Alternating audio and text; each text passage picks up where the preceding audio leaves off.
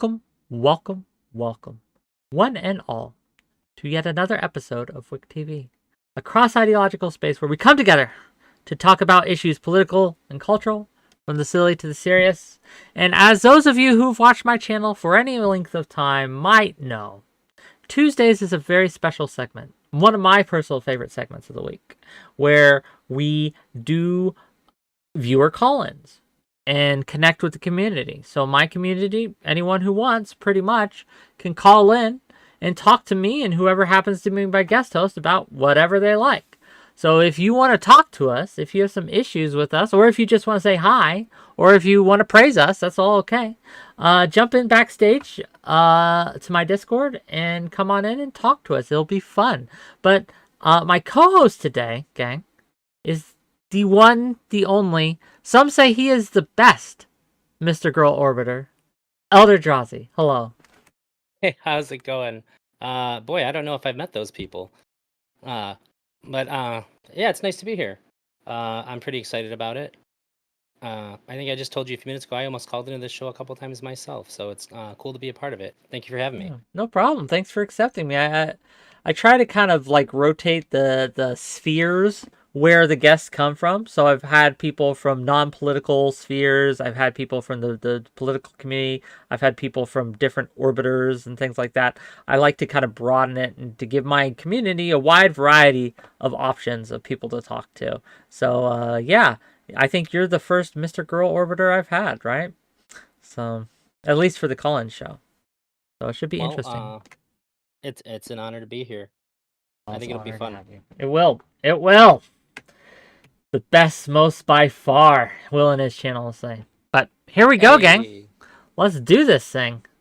It is a call-in show, so that means we can't have the content till you call in. So I'm going to put the Discord link in the chat and also in the YouTube chat. I know we got one brave viewer in the YouTube right now. I'm sure that'll pick up as we go.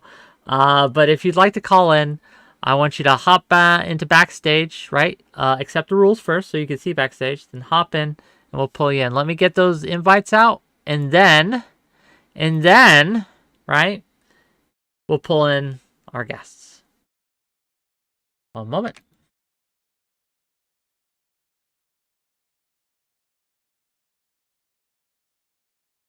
Here we are. Okay. We have our first guest, our first caller. Let's bring him in. See what he says. A valued member of the WhickTV community. 𝕵𝖎𝖎, hello. Hey there, how you doing? Oh, I'm doing great. How are you? I'm doing great. I've got an interesting conversation topic, and since you guys are, I'm the TYT. Anna. Has Anna turned? Anna 𝕬𝖍𝖎𝖙, to be clear, not Destiny Anna. Anna 𝕬𝖍𝖎𝖙, correct? Right. Is she now calling herself a birthing person? I don't think she is. Utter those words? No, okay, so just for my viewers to know what he's talking about. So Anna 𝕬𝖍𝖎𝖙 of the Young Turks has made a series of tweets saying that she finds terms like the birthing person, etc., offensive. And she'd rather be called a woman. She has gotten blowback from this from several communities saying that she is now using TERF talking points or is a TERF herself. And so if I'm reading your question right, 𝕵𝖎𝖎, you're asking us if that's what we believe. Is that correct? No, it's worse than that for me. I think Anna has gone from the side of solidarity of the poor masses because she now lives in a gated community, makes $300K a year, that she's got solidarity to someone else. I have a feeling the worm is turning, and she's not going to be the quasi comrade, and she's now going down the full capitalism mode. And okay, no, I get you. And I'm just I don't. This isn't the person and I was used to watching, because now it's like, it's just an interesting concept, because I have a feeling It's like she's going to go to the dark side, end up back in the right wing grifters. She's headed that way. This is how it starts. I mean, I can't predict the future. I don't have a crystal ball, right? But I don't think this is enough to say to discredit all the work she's done for the poor communities and also marginalized groups, because she has been a voice for these groups for a long, long time. Whether you agree with her or not, right? This is what she's advocated for. So her having this hiccup and this kind of this sticking point, no, I would disagree with you. I don't think this is how it starts. I think this is just a. But all the other people I'm talking about, they were all supporters until they went. Gates, all these folks that are now right wing, we consider them right wing grifters. We're all leftists. They were leftists at one point in time. So it starts sometime. I mean, they decide they can get more money the other way, or they need more controversy, and so not to imply you're doing it, but Wick, you are more not. Say what you mean, buddy. You're not doing anything wrong, not in the least. Sure. You're more focused on content that's true, because you do give a true picture back and forth. But a year ago, you weren't as focused on. You've gone to a new path. It's not wrong. It's not bad. I'm not equating the thing with Anna with you in the least in here. I'm just saying you've changed. And I'm not saying it's my content. My content will change again. Like, it will continue to evolve as my needs change, right? And as I grow. Right. But I will promise you, I can promise you that my content will always be genuine, and how I present it may change, right? The aesthetics of it may change, like the way I frame things may change, but you're always going to hear my real thoughts. Yeah.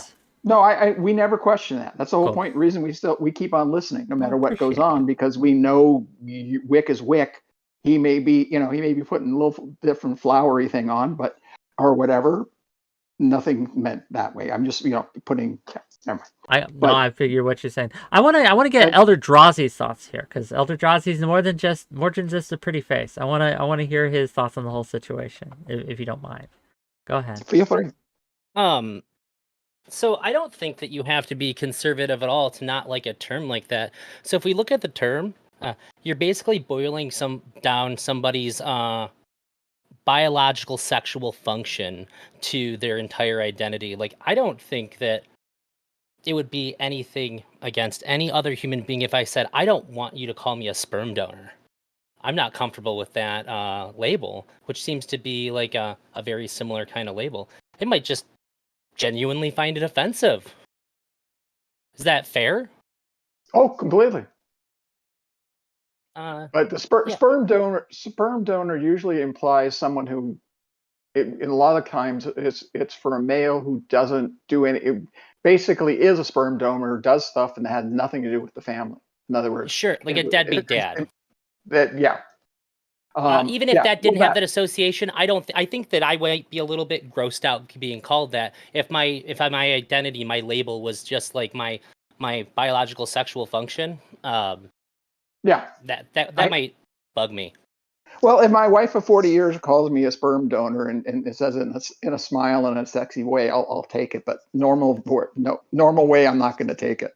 And I do have a daughter, so I technically was a sperm donor at one point in time. But other than that, no, I really don't. Don't really want to be referred to as that. That is my identity in life. Yeah, I think that at this juncture, right, the only thing I can say is I have to take people at their word, right? So unless there is more information that does point to, like, she's going down a grifting route, I don't think this is enough to say she is. I think, in fact, this is a reasonable take that she has. But I don't know. Wolfland, Wick, could you do me a favor? What's that? Could you? The world is going dark. Oh no! To the void, gang. That's where he goes. Wolfland has probably been my most regular caller in these shows for, I think, the last year. I don't think he's ever missed a week. I could be wrong, but every week I know he'll be there. I know he'll be tuning in. I know he'll be checking it out. So thank you, Wolflin. We appreciate you. Okay, are you ready for the next one? Oh yeah. Okay, let's see what Ocean has to say. Hello. Yo. Yo. What's so up, I brother? just want to say, last dude who called in, seems like a cool dude, right? But I thought I'd come in here today and, talk a bit about European politics because you don't hear that often. Okay. You know what I'm saying? So, Go ahead. how much do you know about European politics? You're okay. This might be more of a lecture than a discussion because I don't know much about European politics. What about you, ElderDrazi? What do you know a lot? about Europe? Is the curious question. I've learned a lot in the last few months from a couple of German fans of mine. I learned about how Germany's political system works and a little bit about the UK, but a lot of it seems kind of hard to grasp from an American perspective. Trust me, it's not just from an American perspective. I can tell you that, obviously I'm in favor of the EU. I think it's a good thing for Europe. We haven't had a war since it was formed, so we're doing something right.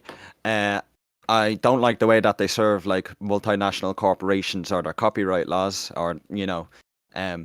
but I think their biggest issue is transparency, because even as a citizen of the EU, obviously I'm a citizen of Ireland and I consider myself Irish, but technically I'm a citizen of the EU as well. I barely have a fucking clue about how the EU works. You know what I'm saying? Well, if anyone would have a clue, it would be someone who lives in the EU. I'm just ignorant on it. I can't speak to it. The problem with the EU, and it's something that a lot of people like to shit on the EU as if it's like a bad thing, because it takes away our sovereignty. But I think overall it's a good thing, but I think it does deserve legitimate criticism.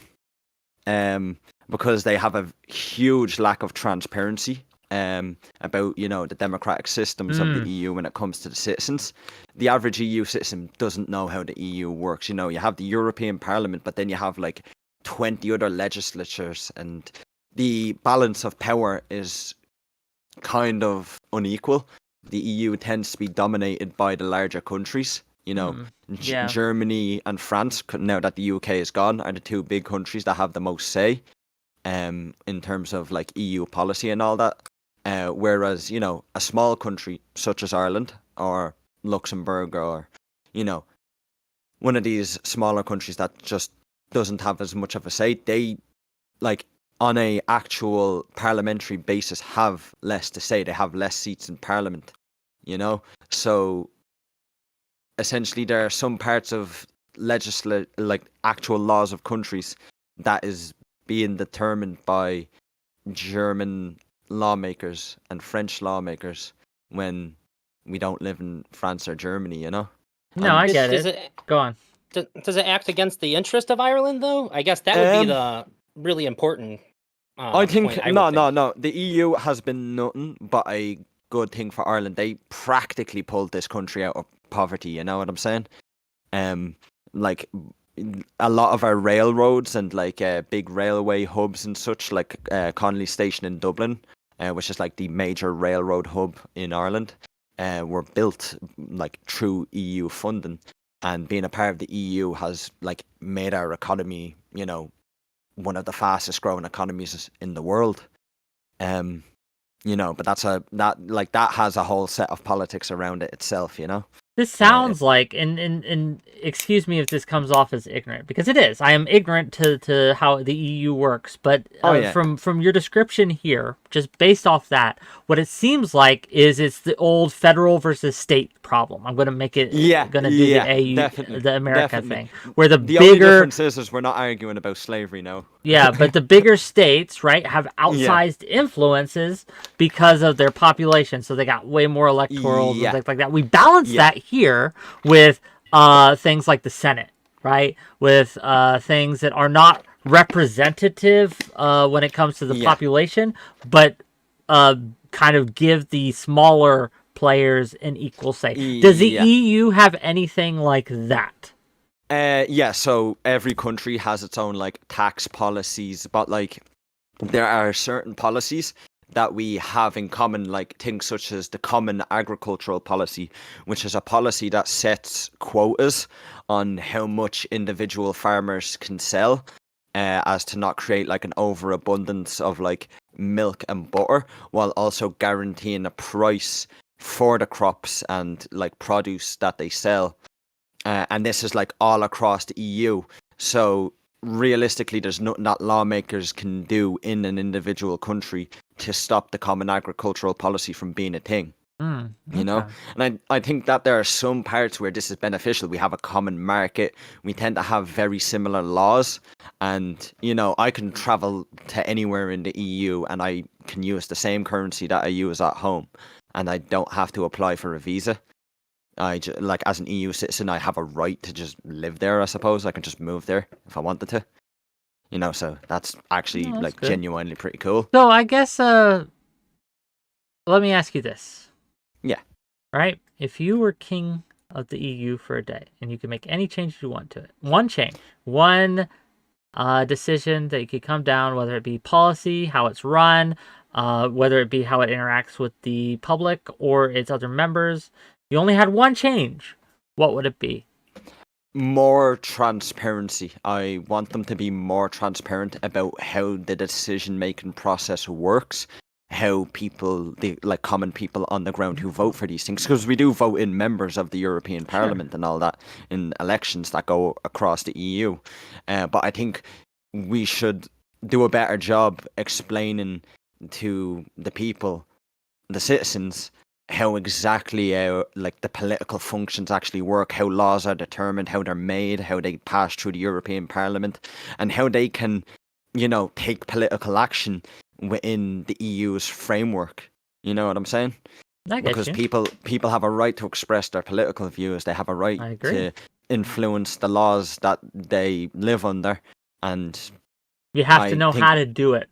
Yeah, I get there you. needs to be better avenues for the people to be able to voice. This is a criticism I have of the American system as well. I mean, our system is a little more transparent, but it's transparent to me because I've educated myself in the system. Yeah. But I think I would be willing to bet if you ask the average American to kind of describe the process of how laws are made or how legislation gets done, they'd have a very a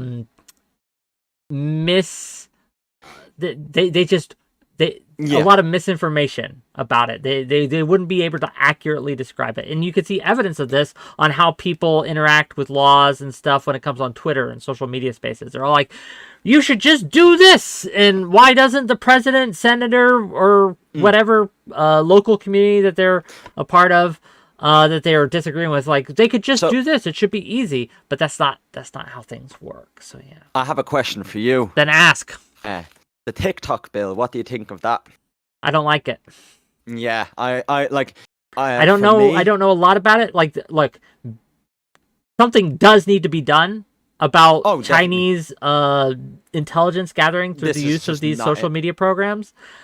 I don't know if banning it outright is good. I'll meme on it. I'll meme like it's funny, right? Like, ban TikTok, it's good, but that's a meme, right? So, I just don't know. So this law, in my opinion, from what I've read about it, seems to be like extremely dangerous and like essentially an American Great Firewall of its own.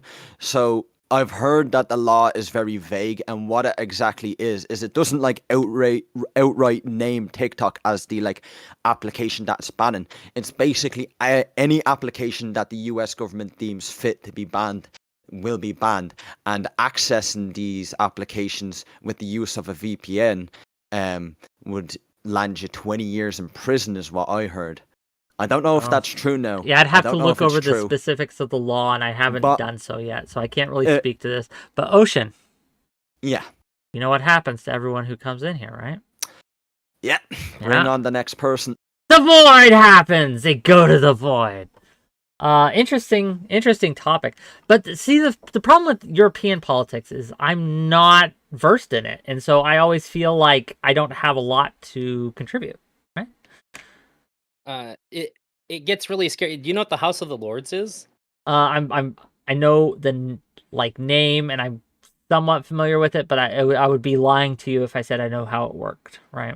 That is how people in the UK also feel about it. It's extremely complicated and shadowy. It is what it is. I mean, like, look,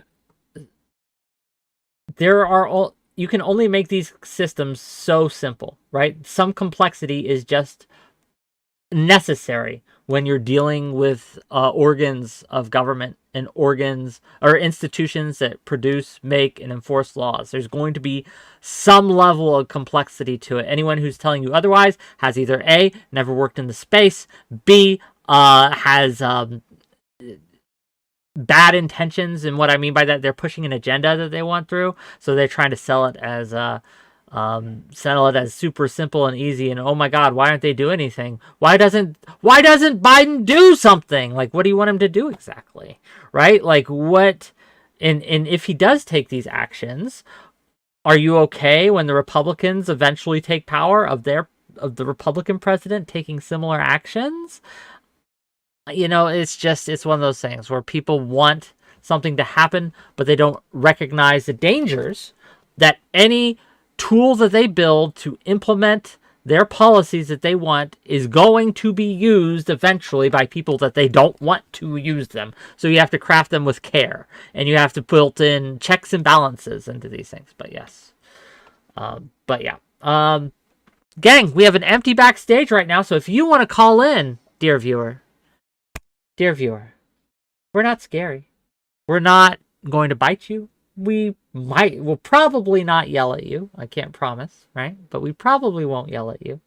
But if you want to talk to us, you're more than welcome. And we got another caller just now. So, gang, check out that Discord link. I'll post it once again in the YouTube, and I'll post it once again in the Twitch, and I'll bring you on when you're ready. You jump backstage, and that's how we'll do it. Let me give you those links out right now. Give me a moment. Boom, boom, boom. Boom, boom, boom. Done. Okay, let's bring on the next guest. Hello. Hey, Wick, what's going on? Long time no see. Yeah, it's been almost 24 hours. Almost. What are you doing, man? What do you got to get off your chest today? So I found out something about you yesterday that I didn't know until, well, yesterday. Yeah, apparently you're an Air Force veteran. I am. So I'm curious what time period did you serve? Oh, I'm gonna be pretty vague about this, to be honest with you. Okay, that's fair. Yeah, 2010s decade, right? 2010s decade. Okay, around there. Yeah. That gives me pretty much everything I needed to know. That's not ominous. What is going on here? Why are we asking these things? Well, I mean, I'm also an Air Force veteran, so I have some questions about military culture for you. Okay, what do you got? So, first of all, I mean, I don't think it's a huge secret that in the military there's a lot of scumbaggery that goes on like TDYs and deployments with upper level people and how they treat different area code doesn't count as cheating, shit like that. Yep. I get really irritated thinking about that, and that was one of my big moral dilemmas when I was in the Air Force. Is I felt like a lot of the people that I respected wouldn't call out other people for doing stuff like that, and that was one of my points of contentions with it. I'm curious, what was the reason that you decided to get out, or what happened with you, or how you feel about those things? Sure. Well, there's a lot of reasons I decided to get out of the military. Like, look, at the end of the day, I'm not a military person. I'm not. I'm a free spirit. I like to be able to just quit things when I want to. One of the problems with the military for me is you can't quit. You can't quit. Like, you sign up for your period of time, and then they own you. Like, literally own you for that period of time. And I just felt that was too stifling. It wasn't something I was enjoying. I didn't have fun, right? I didn't like the people I was around. And that changes. Like, there were times, if they had asked me to re-enlist while I was working in certain shops, I would have absolutely done so. But the shop I was in when my enlistment came due to renew it, no, absolutely not. I was just like, I'm not going to deal with this. And I don't have to, so I'm just going to leave. So that's a huge reason. Another reason that I left was because I did not want to deal with I don't want to call it scumfuckery because it's not that. So let me tell you a story. If I may, indulge me, please. Okay. When I first enlisted, and I was still in my training for my job, right? They had an airborne linguist come and tell us about his experience. And I remember him this very vividly. I remember him describing how he would fly in the airplane and he'd listen in to the terrorists talk, and he'd give them the information. Once the information got transferred, they would attack the location. The military would bomb the location and things like that. And I remember me telling him this story, right? Or him telling me this story and a bunch of us this story. And he made a comment at the end that everyone just cheered and clapped for, but I could not. He's like, and yeah, listening, and because we were able to hear them, I got to listen to them die. And that was so great. I loved listening to the enemies of the United States die and their screams and their pain. And I just thought, that's a fucking horrific thing to say. Now, I wasn't the only one that thought so, right? There's a few of us. But a lot of people clapped like that. And I understand that's not everyone in the military, but it was enough that I was just like, I don't like it here. I don't want someone who cheers and claps. Now, I recognize sometimes you got to take a motherfucker out. I get that, right? It has to happen. But you don't have to, enjoy it. That's weird. That's fucked up. That's pretty fucking weird. That's awful. I would agree. Yeah, that's pretty terrible.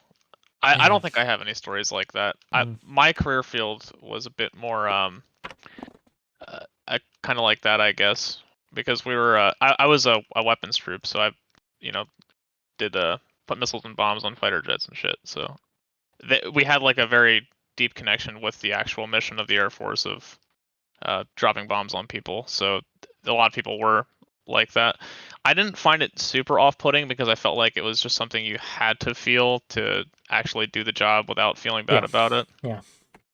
But it's something I didn't want to participate in. Now that said, right? I recognize the necessity of it. Someone has to do it, right? I mean, sometimes people just need to be taken out. It just has to happen. It wasn't my thing, and I served my time, and I think I would encourage people to at least have some military experience. I think it's probably good for most people to get that kind of discipline, but don't do like me. Sometimes they offer these, I don't know if they still do, but sometimes they offer very short enlistment periods. Get the shortest you can, and so you can get out when you're done with it, right? But yeah, so that's me. Does that answer your question? Yeah, that kind of answers my question. Okay.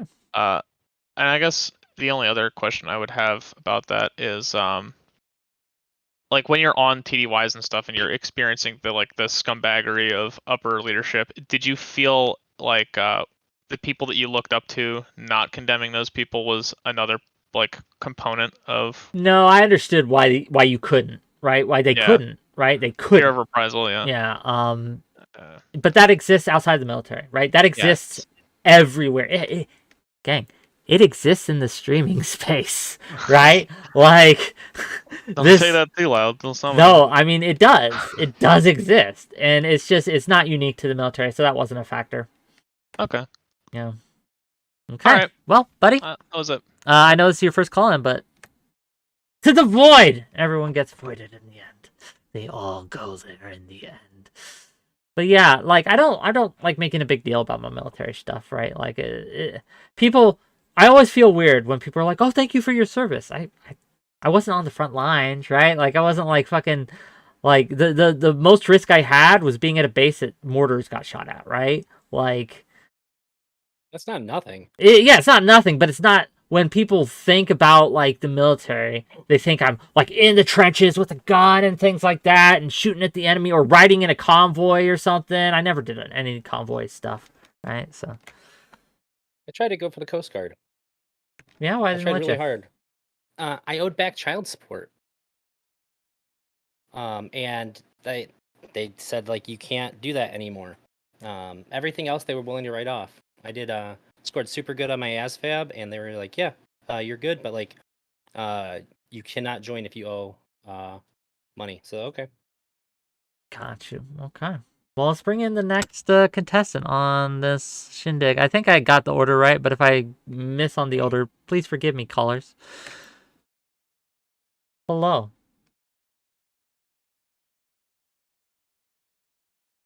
Oh, they're muted. Hello. They're muted on their end. Yeah. Hello? Oh! We have an audio connection. Hello. Hello, hello. How are you doing? So far, so good, but the stream's just started, gang. Let's go. What do you got for us? That's true. Well, you know, I had something to just say, because I could remember that you said something a little while ago about D&D 4th ed being the, okay, what? Here we go. The...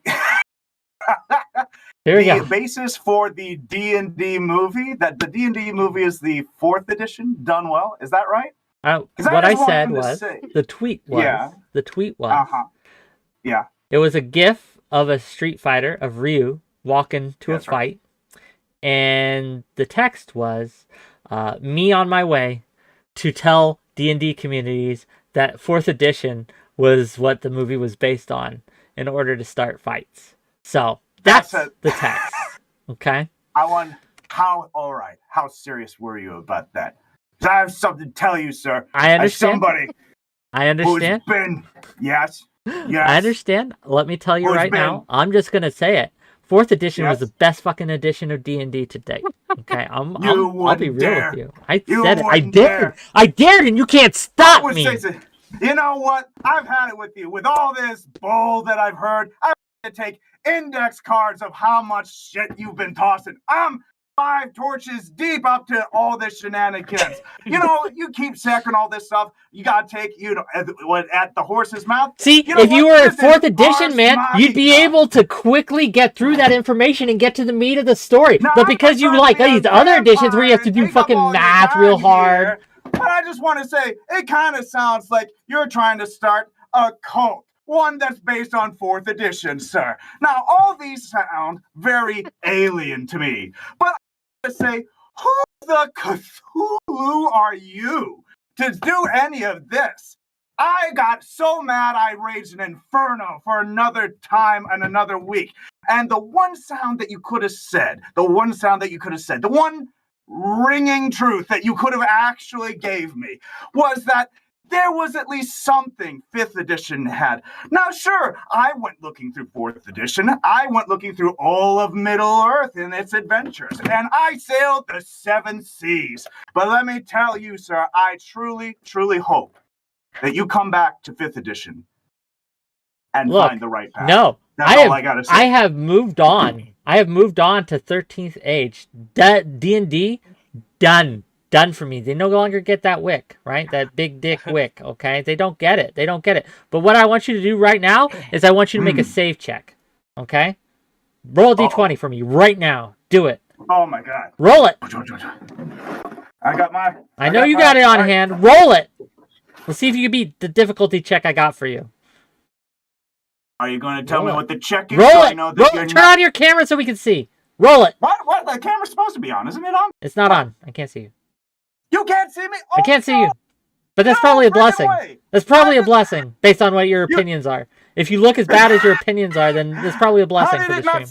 Turn on camera. No, I did a whole bit. Yeah, well, you fucking failed. Roll that dice. Roll that dice. Let us see it. Roll it right now. What do we got? No, it went. Put under the board. Off the table's a 1. Yeah, off the table sounds like a 1 to me, sir. Come on, do it again. I'll give you another chance because this is your first time. You get an advantage, like you get the advantage check, right? So you get to roll 2. Take the highest. Go ahead. Roll it. You're not rolling. You're talking. You're not rolling. You're talking. Roll it. See what you get. All right. No. Okay. Well, I'm sorry, buddy. To the void. There he goes, brother. There he goes. I just gotta say, I had a pile of 4th edition books that somebody traded me for some Magic cards many years ago. I could not give those books away. 4th edition. I would have never taken played them it from you, man. I I think I ended up selling like eight of those books for like $20 in total because I just could not get rid of them. Nobody played 4th edition that I knew, but I think deep down we all really know that we'd rather be playing Shadowrun 2nd edition anyway. Look, I did like 4th edition, to be clear, chat. It was my favorite. It still is my favorite D&D. It's not my favorite role-playing game, to be clear. But if you ask me to pick a Dungeons & Dragons game that I think best epitomizes what Dungeons & Dragons is, I think the 4th edition, pre I forget the name of the books that they released, but that time between Player Handbook 1 and Player Handbook, I think, 3, peak Dungeons and Dragons. If I wanted to play something that was crunchier, I got Pathfinder, right? Pathfinder 2.0 is better than 1, by the way. Have you played Shadowrun? I've played Shadowrun. I'm not the sci-fi. I like the books. I like sci-fi books better than I like fantasy books, I think. But sci-fi, when it comes to role-playing, But it might be because I was very young when I used to play Shadowrun, and so I might have gotten that kid experience, right? So I don't know. But let's bring in the next caller. Let's see what 𝕵𝖎𝖙, I think, is next. I love 𝕵𝖎𝖙. Hello. Favorite thing. Oh, hello. Hi, 𝕵𝖎𝖙. Hello. How are you, Elder? I'm doing good. How about yourself? I'm doing great. I actually came in here because I want to speak truth to power, and I want to deal with Wick for a moment, but it's really good to see you again, Elder. Let me turn my camera on. Hold on. Okay, I'm going to be dealt with, gang. Let's see. Say again? You're going to deal with me. I'm ready. Let's go. It is time. It is time to interview you, because I noticed that you get to ask all the questions and you get to hide behind your shield of being the interviewer, so it's your turn. Okay? Okay. All right. First question, Wick. What is it like to be the most hated man in Twitch poll today? Oh, feels great. I love it. I feed off their fucking hate. Their little autistic energy they send my way makes me more powerful. It makes me feel good. I love it. What else you got? To everybody watching, Drama Frog confirmed. Ridiculous. Absolutely ridiculous. All right, my next question. How do you formulate your questions for the people that you're interviewing? Are you like looking at the drama? Are you like... Depends on the person I'm interviewing, right? Like, if I know that they're involved in drama a lot, I will make my questions about drama. If I know that they generally are more professional, I will have generally more professional questions.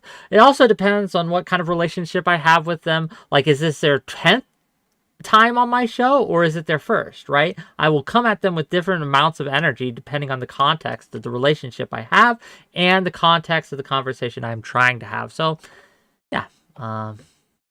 Hope that answers. Manipulator confirmed. Got it. Okay. Okay.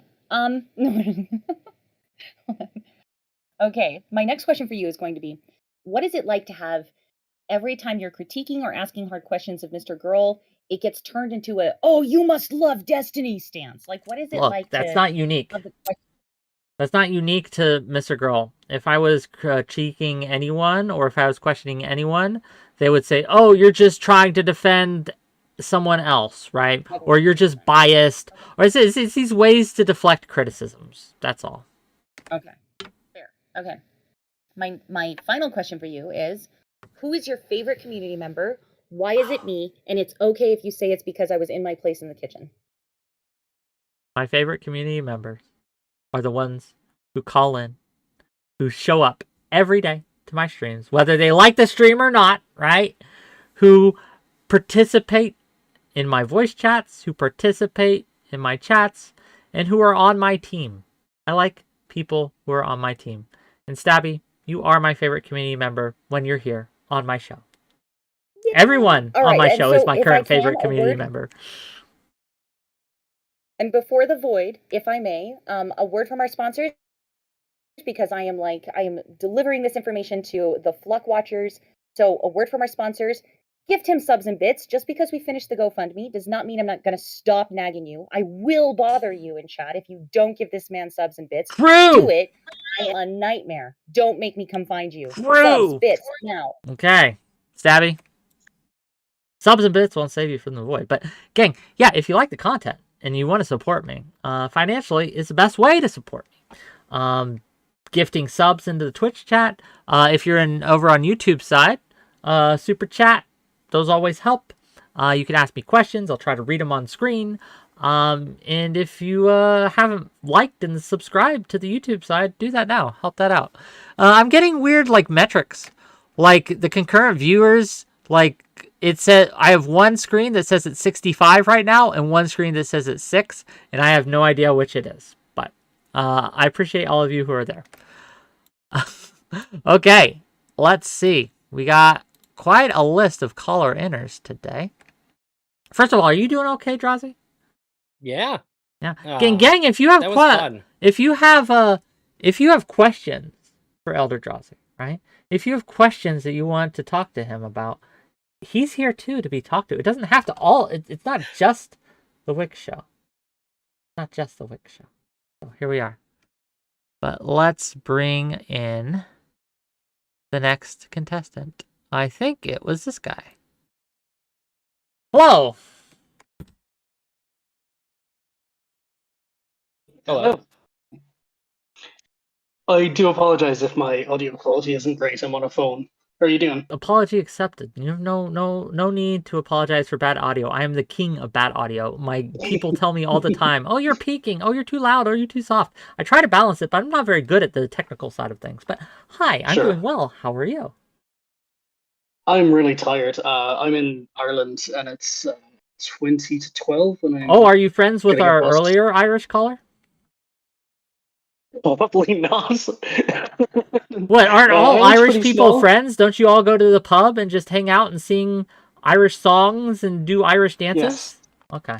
We do. We can actually fit all like 3.56 million Irish people under the roof of one pub. It's a pretty expensive pub, I'd say. Beautiful. Yeah, no, that's what we do every single day. That's the taxpayer-funded country pub, right? The you guys all pitched in for. Okay, well, what do you got? What do you got What do you got on your mind? What do you got on your top of your head, buddy, that you want to share with us today? I'm honestly, I'm just pretty curious, Wick, what your psychological experience is like being exposed to people who, from my perspective, are almost entirely insane, like Mr. Girl and Smith, and just what that's like for you personally. Oh, why are you calling ElderDrazi out like this? Did you group ElderDrazi into this group? I'm terribly sorry, ElderDrazi. I'm not familiar with yourself or your content, although your name does sound vaguely Magic the Gathering adjacent. It is Magic the Gathering adjacent. Yeah, so that's cool. What are you, like a Mr. Girl Smith stand? Does Smith have stands? I'm a Mr. Girl orbiter, I've been called, but I'm more than that. I'm also in the top 200s on the Mythic leaderboard on Magic Arena. So, I got a couple of things. There you go. There you go. Cool. So your question is, how has affected me psychologically? Is that your question? Or just like, what's your subjective experience? Look, how it is being in proximity to that? I get you. I'm trying to think how to phrase this. Mr. Girl is unique in a lot of ways, right? It would be a mistake to conflate the whole space with, or even his orbiters. And Smith is not on the same level as Mr. Girl. Not even close. Smith, I like Smith. I do not like Mr. Girl. I like ElderDrazi. I do not like Mr. Girl. Okay? There are levels of insanity that you have to accept when you are online. There's always a low-key amount of mental illness in every single community online. A low-key amount, right? That's just par for the course. And you can see this in how they respond, how their little autistic vibes go around. That's just how it is, right? So you have to get used to that when dealing with online communities.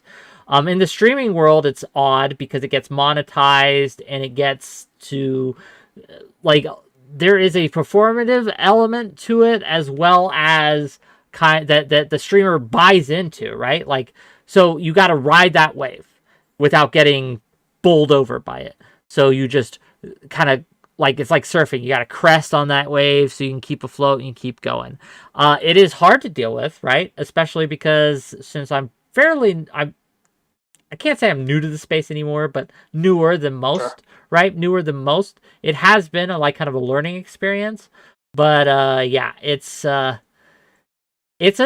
strain, it's a struggle, and I'm still learning how to deal with it. But you know what? It isn't particularly taxing, compared to just a fucking 9 to 5 job, right? So I don't know. Yeah. That's my thought. I get that.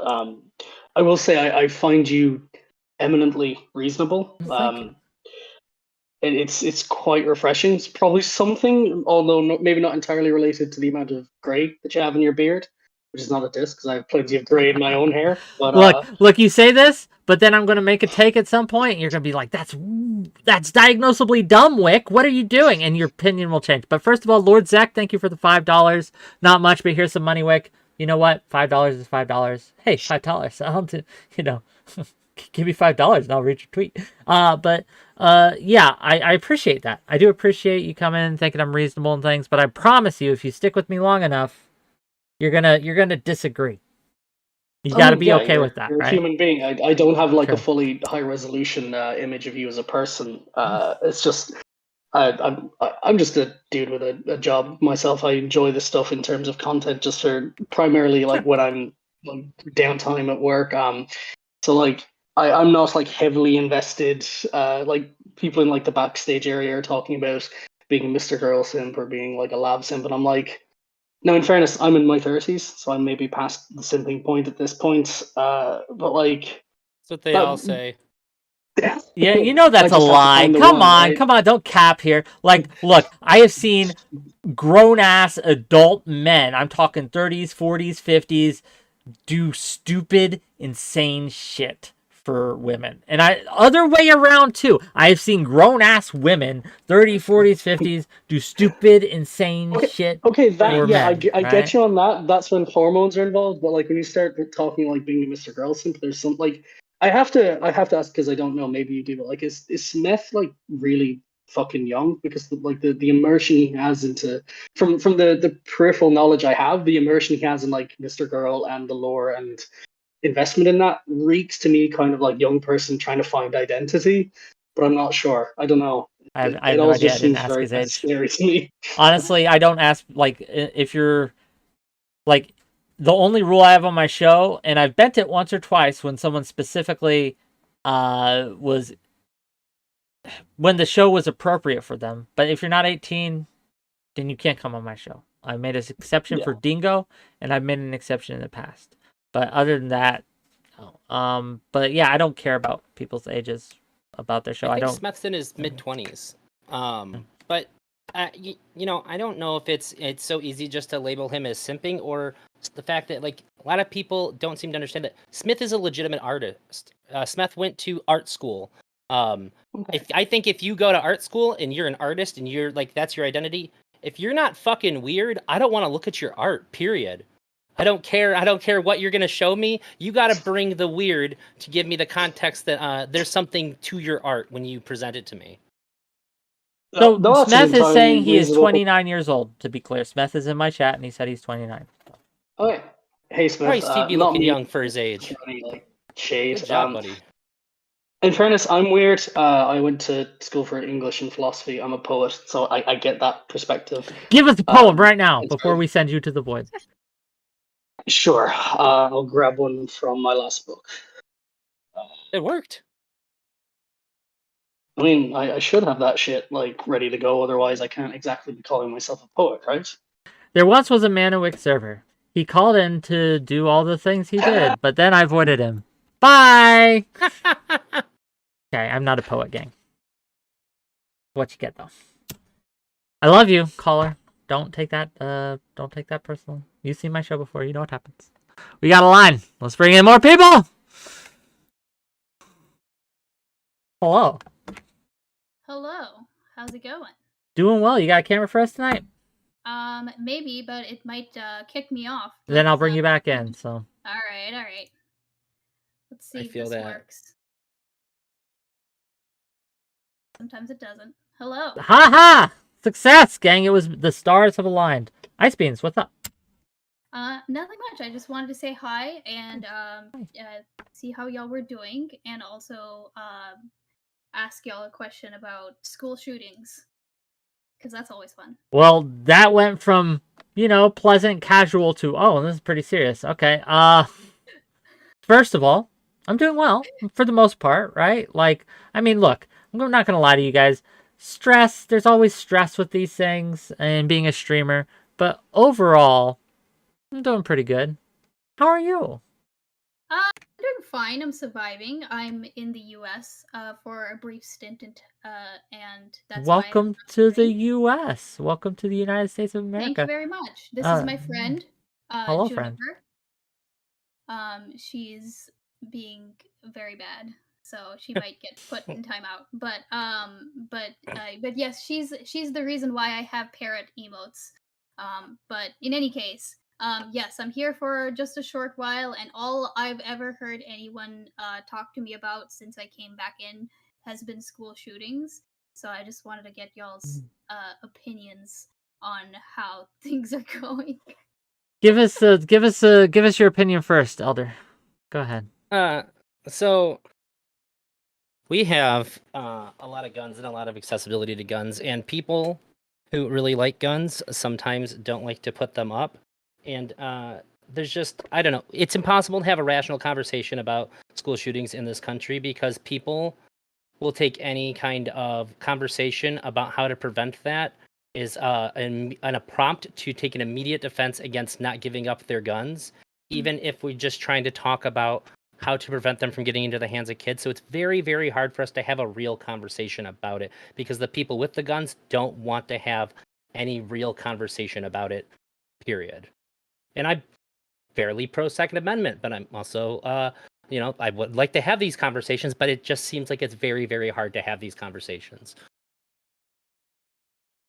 It's a hard question. Like people say it's the guns, and yes, it is, but it's not as simple as that. We had just as much guns back in the 70s, right? Just as many guns in America. But we did not have this level of mass shootings that we have today. Like, it was just night and day difference. We still had some, right? There was still violence, but it wasn't near to the level we have now. Like, between the year 1970 and 1980, if I'm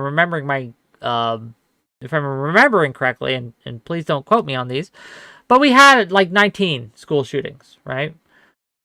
A lot, but not that we had that in like a year now, right? Like, or even like a month, right? Yeah. It's just at a different level. And so, right, like, it can't just be the guns. There has to be something else going on. What the answer is, I don't know. Like, something about our current climate is causing this.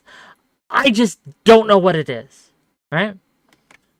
Yeah, I guess that's I mean, like, I don't know, to a certain degree maybe this is just like the Canada pilling me. But like the amount of people who have come up to me because they know I'm American, and they're like, so about those school shootings, like, what's going on? Like, because this is such a foreign concept to them, right? Because I mean, I know that the gun laws are different. So it almost seems like an obvious, like, it's a no-brainer. It's just the fact that people are the access to guns is just so it's such a low barrier of entry, right? But like, you're right. I don't have a problem with guns personally. Like, I don't have a problem with the Second Amendment. I realize that there is a huge gun culture in the U.S. and there's already people molding in your chat about how, like, the people who are doing the right thing shouldn't be punished. But I don't know. It's depressing to say the least. I guess, like, yeah, until like you said, until we figure out like what the cause is, I feel like we are on track to have like several more this year at least. Yes, and that is an unfortunate truth. And again, if someone could come to me with a workable solution, then by all means, right? But it comes like, well, ElderDrazi, right? Like you say, we'll just get rid of the guns. But this is like a. Well, I didn't say that. there's plenty of workable solutions, and we know what the reasons are. We know that people are being bullied and harassed a lot. We know that obviously they're able to get their hands on the guns, and we know that they're able to take those guns and get them into the school. These are like the three things that like we know are definitely happening, contributing to it. One of the things that we could do is like put fingerprint locks on guns. Nobody wants to do that. You could unlock it with your cell phone or like things like that. These are things that technology could provide us with, but it's really hard to have that conversation. We could take children's mental health and bullying a lot more serious. We don't want to do that. There's a lot of things that we could do to seriously hit these different parts. There could be metal detectors in schools. There's things that we could hit, but nobody wants to do that because they have to have the whole conversation. And it seems like somebody's going to have a problem with one of these things, and it's going to derail them from having the full picture conversation. It's just so uncomfortable because it's like the worst thing ever, right? We have kids murdering other kids. We're not at war. This is where they're supposed to go to be safe, and people just can't keep it together to have an honest conversation about what's happening, what these causes are. Because even just saying like the fact that the kids get the guns in their hands, that makes people lose their damn mind and not be able to have the conversation anymore. People just can't seem to have it. It's hard. I mean, I think it's not helped by stories of like 6-year-olds shooting or their teachers or whatever else that story was. Yeah, I mean, I see why people get emotional about this. I guess the other reason why I brought this up is because I don't think I've seen, quite this level of like open discourse amongst people like literally in the street, right? Like, I mean, I went to a store the other day, and the people at the cashiers who were talking about this. There's like billboards all over the place of like with posters of, I don't know, like students and talking about how they'd like to live, please. I just feel like there's a lot more, I guess, discourse in real life happening. So I'm just wondering, I guess, do y'all think that any of it will result in anything? Unfortunately, no. I think this is.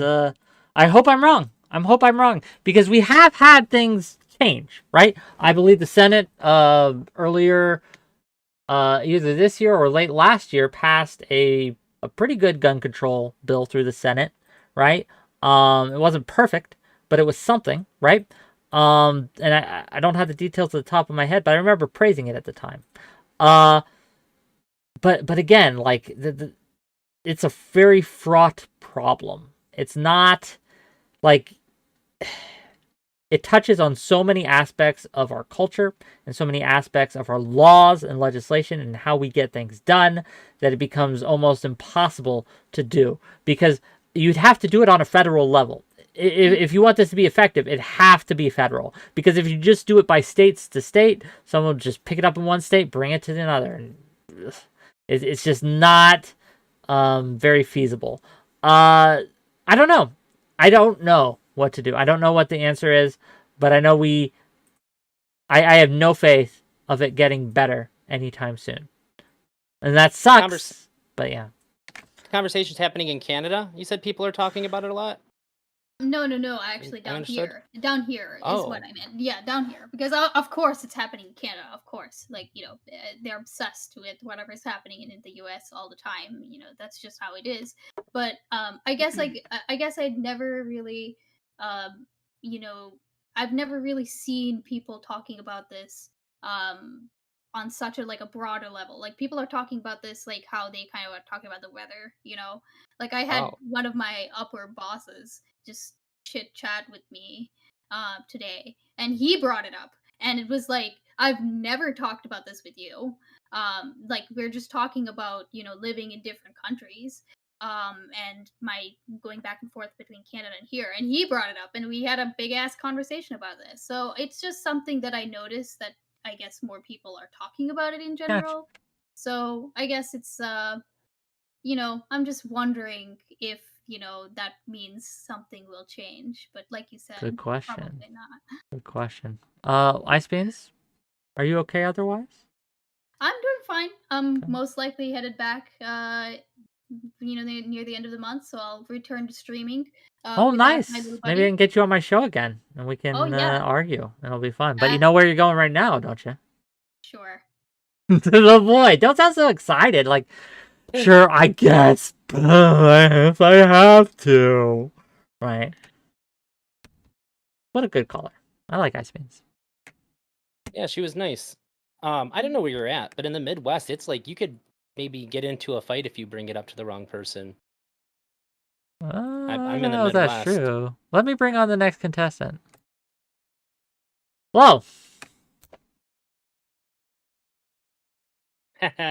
You're muted on your end, sir. Or How you doing, buddy? Hi there, Wick. Hi. I have something that I want to get off of my chest, please. Let me turn you up because I can't hear you. Can anyone else hear this guy? Hello? Okay, better. Go ahead. Okay, I have something that I want to get off of my chest. I'm someone from the Middle East. Well, welcome to the stream. Thank you. And I want to speak about this transgenderism movement and give my hot take about it, please.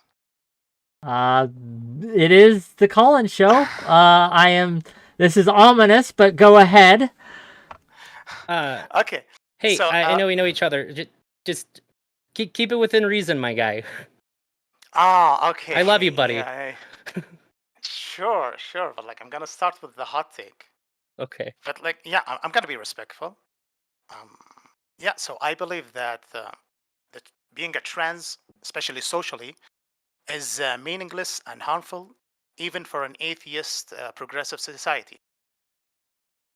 It's Absolutely. harmful for a progressive society to have trans people in it. Is that your take? Yes. What is the harm? The harm is cementing roles for either a man or a woman when they don't have a framework that cement these roles, just like a religion. And by roles, you mean gender roles? Gender roles, gender expectations. Okay. So you think that because it messes with the standard gender roles that it's bad for society? It's not messes. It's cement some things that shouldn't be cemented. Can you give me an example? So I'll start by its being meaningless, and that will help us to reach how it's harmful.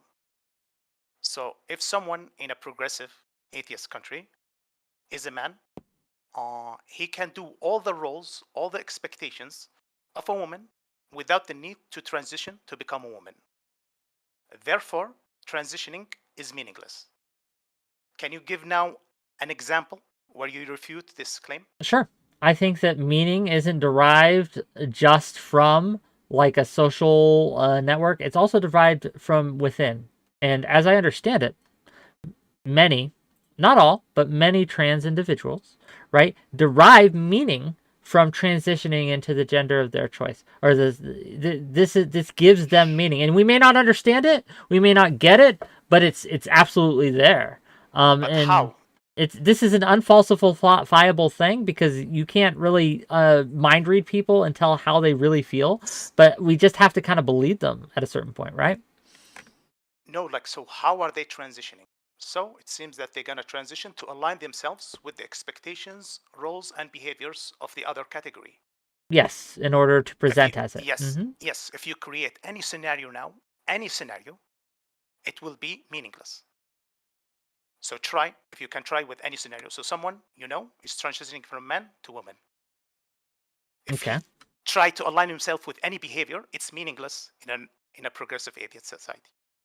I just, again, it has meaning to them. No, listen to me, my friend. So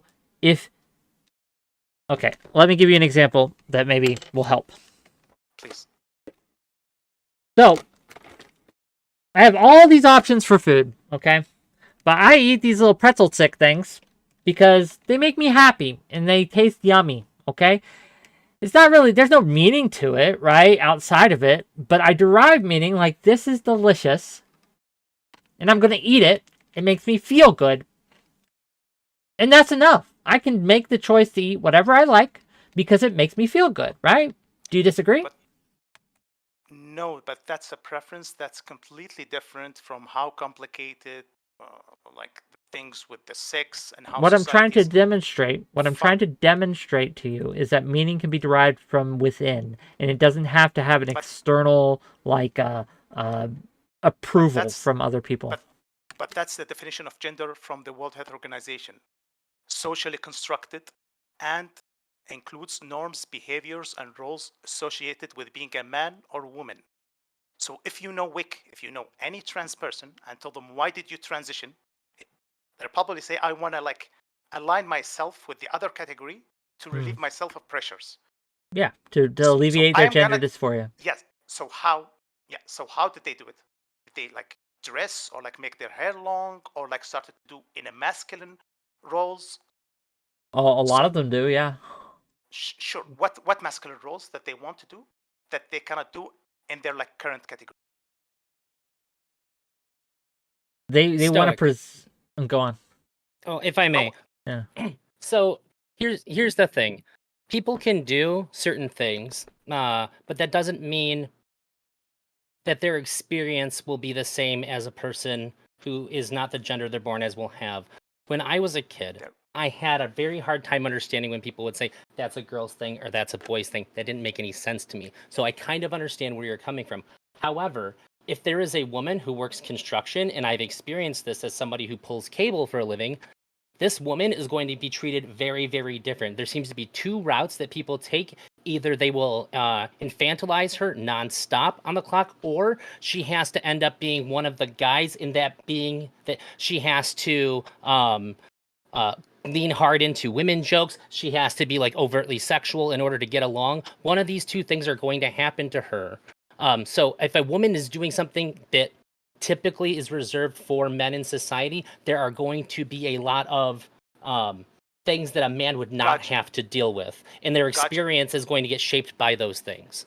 That's a good example, Elder. Okay, let's take that woman in construction. Do you think that people that reject her just because like they cement the construction to men, they're gonna accept her when she become a trans? That's completely like unrealistic. When she becomes trans, she's gonna get like more harassment, more insults in that community. Therefore, transitioning is still meaningless, harmful in the atheist progressive society. By the way, guys, like just spoilers, I did this with a trans activist. I understand. I get it. But I'm telling you, right? Like, I think your definition of meaningless is proprietary, so it's very hard to engage with it. So you have to bring a definition of gender. I just brought the one from World Health. No, I'm not talking about the definition of gender. I'm talking about the definition of meaning. This is what's proprietary. Like, you're saying it's meaningless. This is your argument that this is meaningless. And when I try to pin you down on, well, what do you define as meaning? It's very hard because you're very slippery. It's very hard to. But how can you pin me on anything when you don't have the definition of gender? We can use whatever definition you want. That's not what I'm trying to pin you on. I'm trying to talk to you about meaning, because your argument is that no matter what this person does, it's going to be meaningless. But my argument, my counter argument is that they derive, right, meaning from within to this change. That they themselves derive the meaning from these performative acts that they do in order to transition to these steps that they take, whether they be hormones, surgery, dressing, doing it socially, doing it medically, doesn't matter. They derive this meaning, and therefore it is not meaningless that they have meaning because it makes them happy. All right. I will tell you now why it's meaningless even in atheist progressive society, in sectors like prison system or sports system. Gender there means sex. Man means male.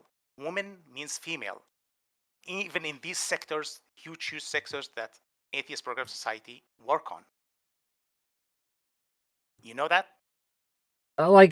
Fair. Okay, go ahead. Okay, so it's still, so even their meaning, they will not be accepted in an atheist sectors like sports or prisons. It's absolutely nothing. Okay, I get you that if you're arguing that there's transphobia in these places, yes, it's you're not correct. transphobia. It's not transphobia. They are. It can't mean anything if someone says I've transitioned from man to woman, get me to the other prison system. They told him no. Even in Canada, like the prison system, man is a male. But if there's not their goal, gender doesn't exist, Wick.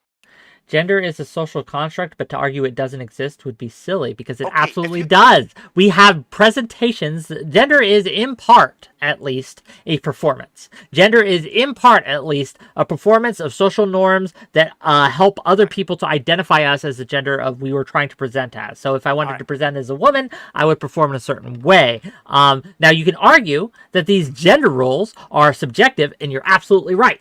But that doesn't mean they're not real, right? That doesn't mean they don't exist. Just because they're subjective and subject to change over time and across cultures does not mean that they are no longer real. Does that make sense? Still no. So Wick. Still no. Okay. Wait. Think of all the gender roles out there. All the gender roles that you can think of. They are interchangeably in an atheist progressive society. Interchangeably. You can go to Google now and see what is the man gender roles, what is the woman gender roles. In Canada, a man can do all the woman gender roles and no one should tell him anything. If there are people who are not accepting him, they will not be accepting him when they transition. Well, it's meaningless. Well, if you just think about it for some time, and like you said, like you don't have a definition for it. What do you mean I don't say? I'm saying that I have a definition for meaning, and I also, right, will use whatever definition you want to use for gender to have this conversation. All right, the roles, the behaviors, and the norms, all of them are interchangeably. Tell me what is behavior or norm that is not interchangeable in an atheist progressive society. The way you were treated is different if you are a man versus if you are a woman, right? If I walked in, I tell you what, if I slid into someone's DMs right now, okay? If I slid into your DMs right now, okay? And I was like, hey, baby, what's up?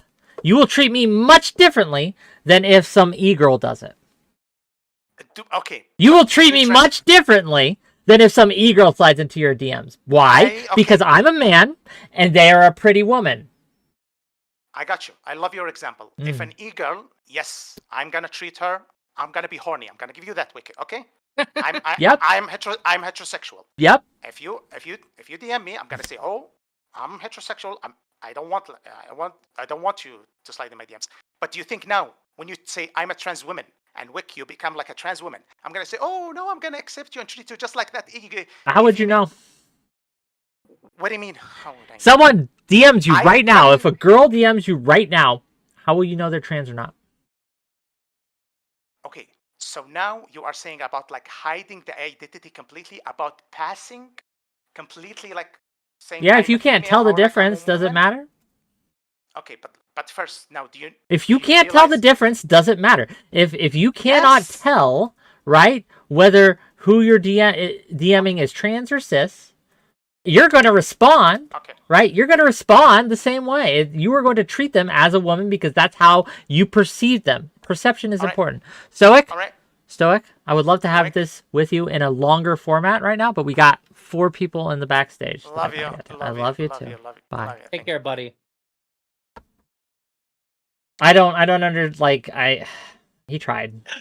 I once talked to him for 4 hours because he tried to convince me that Destiny killed 𝕵𝖎.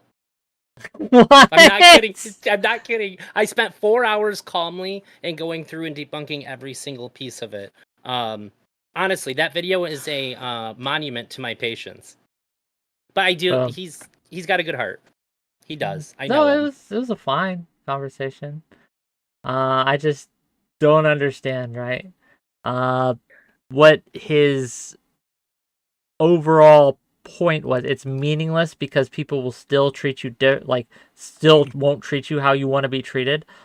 Maybe if they know you're trans, but that is not good, and we should change that about society, right? Now, the thing is, right, people won't always be able to know whether you're trans or cis. And so for a lot of people, being able to pass, right, is important to them. And so they transition, and so they pass. No one can tell, right? And so and then they get treated how they want to be treated, right? Not always, right? And there's biases, there's bigotries at play here. But to say it's meaningless is reductive and oversimplifies it. But let's bring in the next contestant in this wonderful, wonderful world. Hello.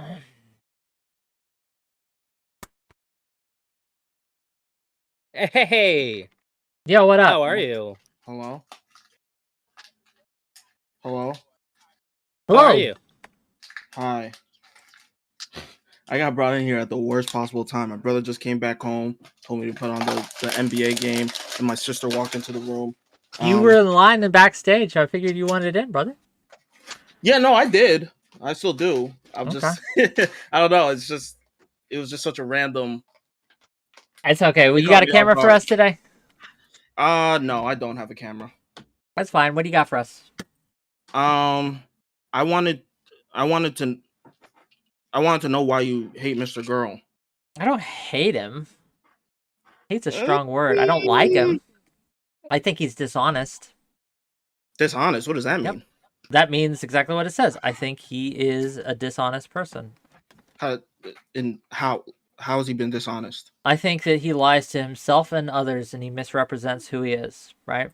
He performs in a certain way, as if he is a truth teller, as if he is the one that is speaking to the hard truths, as if he has empathy, but his behavior belies that, right?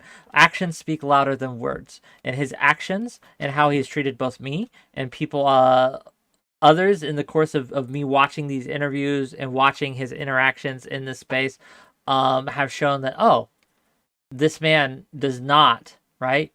What he says is different than what he does. There's an incongruity there. They don't match up. And that's why I would say he's dishonest, yes. How? I don't understand.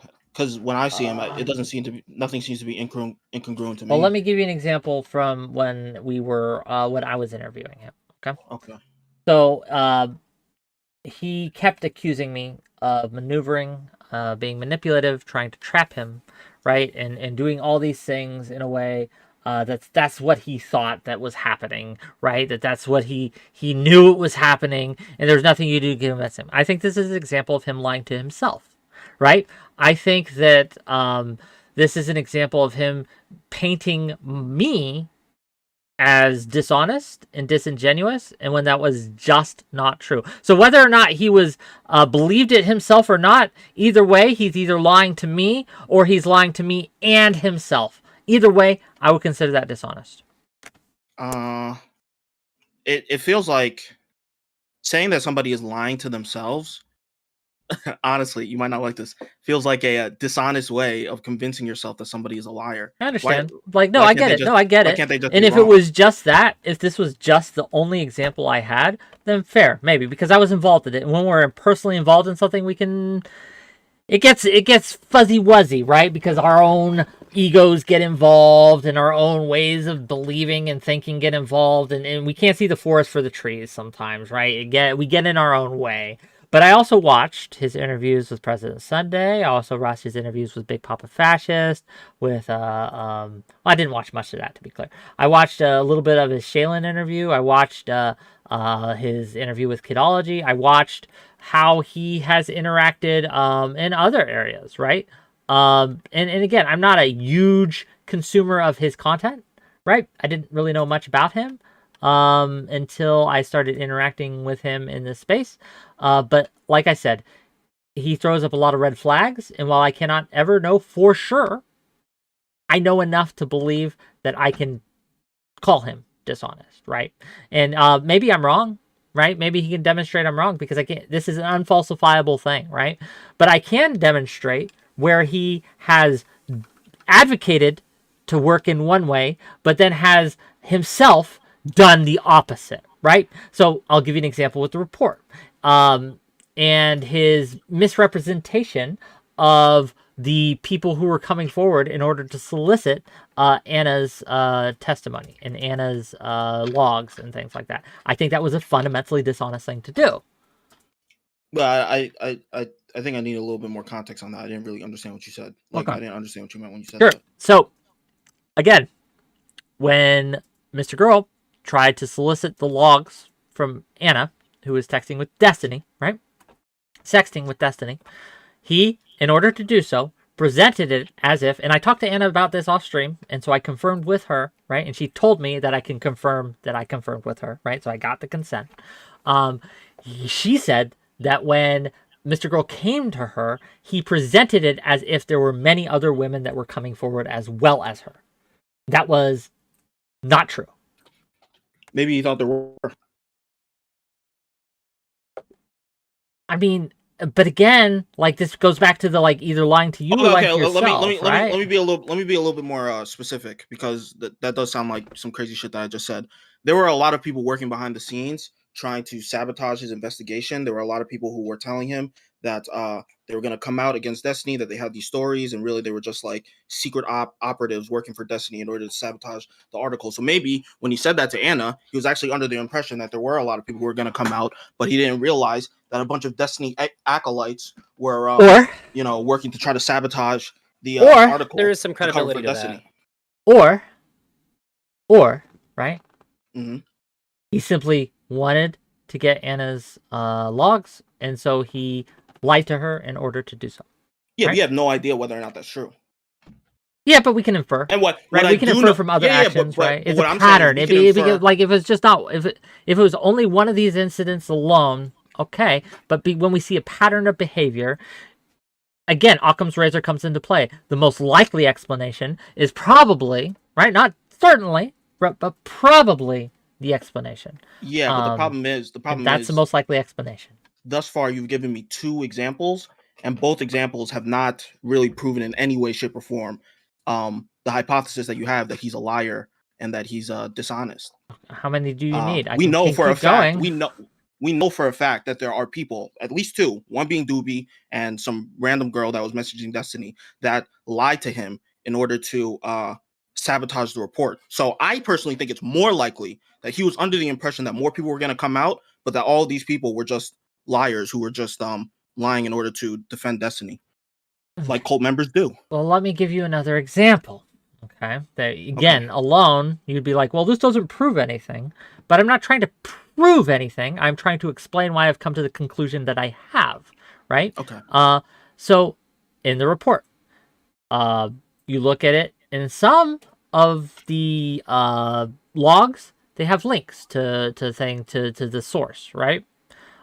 Where you can click on the link and you can confirm what was said. Mm-hmm. Other portions do not have that. Yes. Right?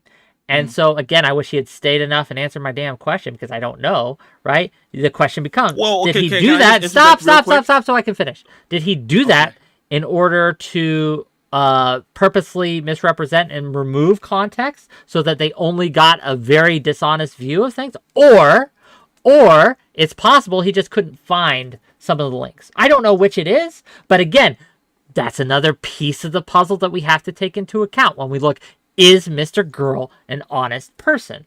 And again, with all these kind of lining up, based on also the way my personal experiences with him,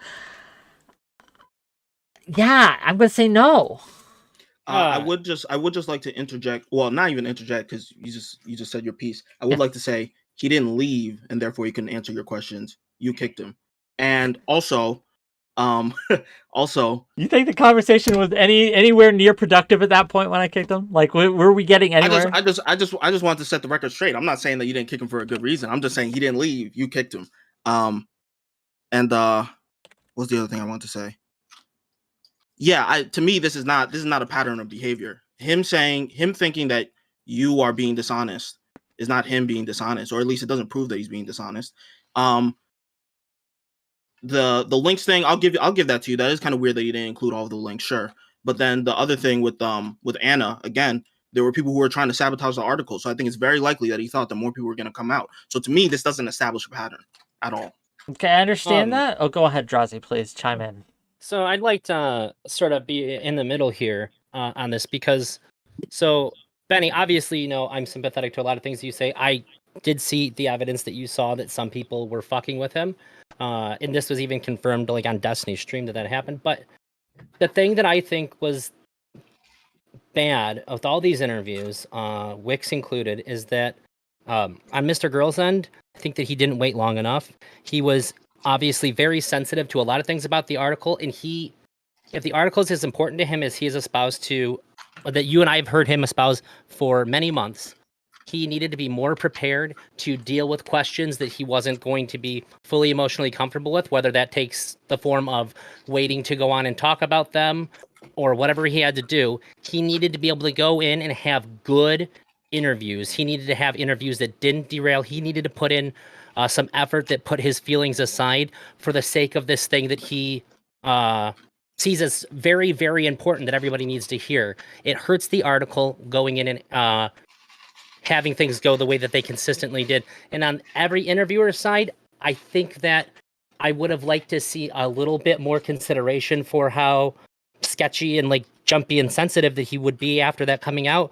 But I think without watching and understanding as much as we have, that's just not going to be possible. They have a job to do. And it is a lot more on Mr. Grill agreeing to these interviews to be able to navigate these interviews and market his article. When someone asks you, I was a like, little bummed about if that. I may, like, when someone asks you a question, right, it's a good thing because it gives you the opportunity to address it. So when I asked him questions that he interpreted as traps, those were softball tee-ups, giving them the chance to address what was asked. So when I asked him things like about 𝕾𝖍𝖎𝖙𝖘𝖍𝖔𝖜 blog post, I said, have you read it?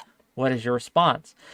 Lots of ways he could have gone with that. When I asked him things like, do you think Destiny is worse in this space than anyone else? He could have said, yes, I do, and here is why, and then outlined the argument, right? Because I asked the questions that people were asking, right? That people want to know. So rather than having his detractors answer them, I gave him the opportunity to address them himself, but he chose paranoia and he chose to decide that he was going to view me as a defender of Destiny. And I think it just made him look paranoid. And yeah, and I think, like, again, I think we can maybe excuse, right, some of it because he was sensitive about it. But at the end of the day, dishonest is dishonest. That's what I think. But 𝕬𝖎𝖎 wanted to come in. He had a few thoughts. Could I say? Please, Could I say one more thing? And then 𝕬𝖎𝖎 can go. I talked to Beckett the other day, and well, this is to you, Benny. I don't know if you've seen the 𝕾𝖍𝖎𝖙 thing.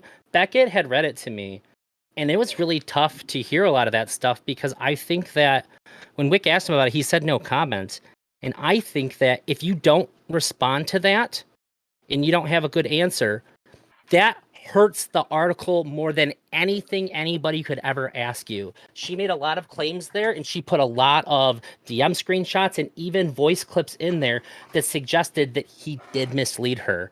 And if he doesn't respond to that, it shatters the credibility of the article. And I'm really concerned about that because I had no idea. I was too busy to hear anything about it, and when I heard it, I was just like, he has to respond. No comment isn't acceptable if the article is important. And that's why I gave him the chance. This is a thing that people are asking you. Now is your chance and time. And yeah, he fumbled the bag. But go on. If you don't respond to it, you're saying that this person, because you're worried about protecting that person, you're saying that protecting this person who's trying to hurt the article is more important than protecting everybody else whose abuse is listed in the article. You're trading this one person who's discrediting his safety for everybody else's and future people's safety by not remedying it and giving back the credibility to the article that it took away. 𝕬𝖎𝖎𝖙, go respond to that, then 𝕬𝖎𝖎𝖙. Yeah, I love ElderDrazi. He's a great guy. One thing about ElderDrazi that I don't like is that I think you're a little bit too nice. When I came into this call, the question I asked was, why do you hate Mr. Girl? And you said that you don't like him, that you don't hate him. Hate is a strong word, that you don't like him. And that's because he's dishonest. And then ElderDrazi, as far as I'm concerned, starts running defense for Wick by saying that Mr. Girl hasn't responded to his criticisms about the article well. No. I just jumping in on that part, and I wanted to see if you heard that. This is just something, you're here, and I wanted to talk to you about it because it bothered me. You're Benny, you're my homie, and I hope that you've seen it and found some way to fix this thing that it put in me, which is a lot of discomfort. I can't say anything to why Wick as you said, hates Mr. Girl. He said he doesn't. This is how he feels. I can't add to that. But I can add to the end part, which was the 𝕾𝖍𝖎𝖙 thing, which has been causing me a lot of stress. Okay. Well, I'm not trying to run defense for anybody. All right, that's fair. As far as the White Nervosa thing is concerned, my understanding, or at least Mr. Girl's explanation for why he said no comment, was that he didn't want to. I mean, essentially, in order to debunk what White Nervosa is saying, he would have to like attack her. And as somebody who he considers to be a victim in the article, I guess he didn't want to do that. So he Yeah, decided but then to he speak hurts for every them other instead. victim that's listed in the report. So I'm saying he's trading White Nervosa's comfort, somebody who's attacking every other victim by taking away their voice in that report, over protecting everybody else who's in the report. And you can't work that hard on something that matters as much as he says it does and make that choice. You have to protect the ones that still want to be protected then. I understand your perspective. Yeah, it freaks me out. I would probably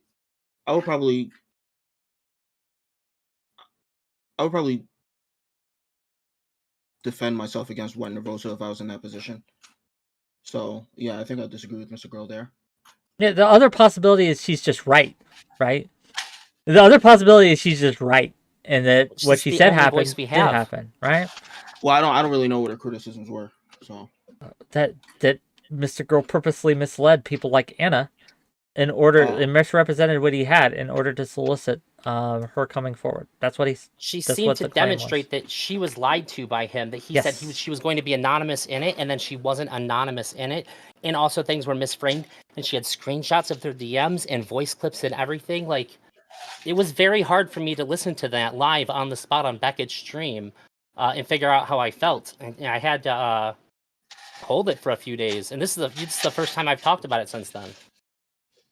Oh. Hydra, why are you wasn't here? good. You said you had shit. Yeah. I just didn't want to Sorry, interrupt. I They were didn't in the let middle him of talk. something. No, you're good, buddy. I'm just curious, like, is there a point where a no comment becomes a lie? Or like what your kind of line for lying is, Benny? Does that make sense? What my line for lying would be. Or if no comment as an answer to things can be a lie. I think it depends on why you're saying no comment. But I think I think it depends on why you're saying no comment. And I accepted Mr. Girl's explanation for why he said no comment, but obviously I didn't look into all the things that White Nervosa was saying in order to debunk what Mr. Girl was saying. But based on ElderDrazi's description of what happened, yeah, it sounds like he lied. But again, I haven't looked into it, so I wouldn't say one way or the other. Drazi, I have a question for you. I trust you to know this information better than probably anybody. Do you remember the amount of girls that Mr. Girl said were coming forward? Like a week into it. If I'm not mistaken, I believe 25 was the number. Yep. That's now my my memory's memory as not well.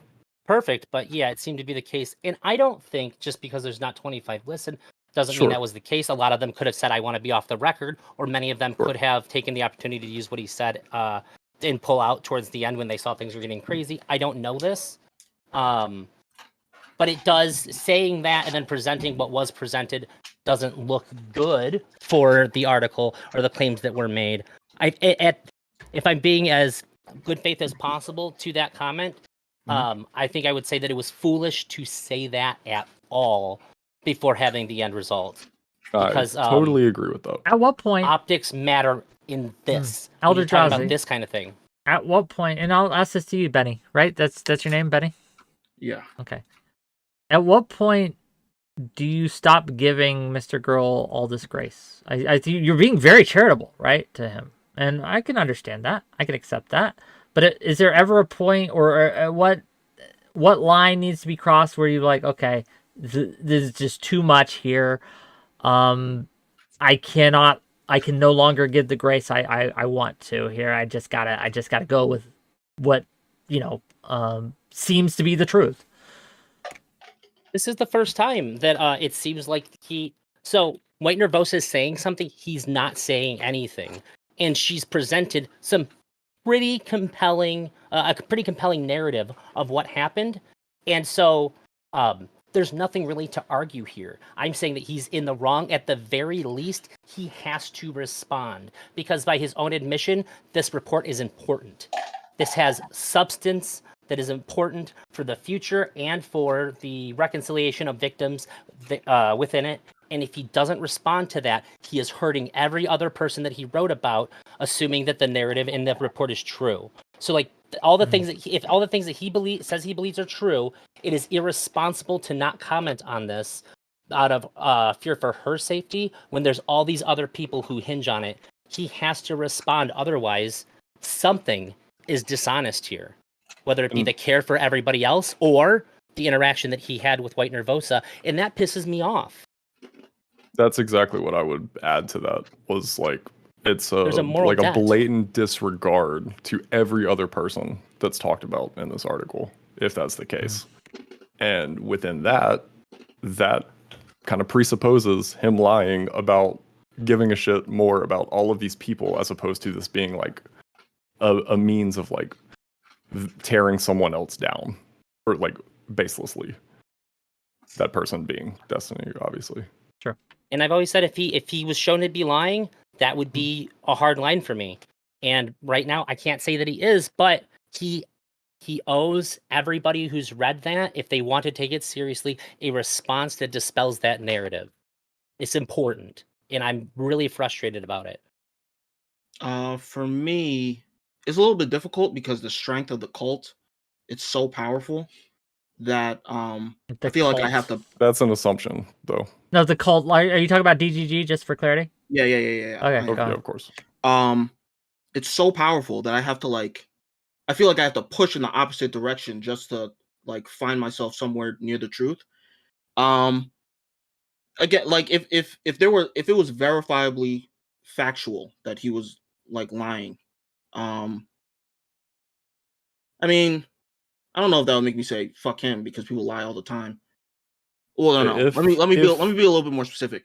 Sometimes people lie. I don't think that means like the person is a liar. So this 𝕾𝖍𝖎𝖙 thing is one thing that I'm gonna have to look into. But I think for the most part, Mr. Girl is an honest person. So I don't know. I mean, it would have to be like a pattern of behavior that is established, showing that he's a dishonest person. That's fair. Did you have? Go ahead. Out of curiosity, kind of with that same kind of like trail of logic or whatever. If you find out that your government has lied to you about a couple pretty significant things, do you just become a conspiracy theorist? No. Like, do you just believe everything in the opposite direction? No. Okay. I think it gives reason to start looking. What are you implying? Sure. That when you say you feel like you have to go to the extreme on the other end of the cult, that feels like the same. I didn't say that logic, I did. right? I didn't say that I do. I said that I feel. You said you felt like you needed to. Yeah, but I didn't say that I do. Okay. I'm saying it's a struggle to maintain my objectivity when there's so much propaganda on the other side.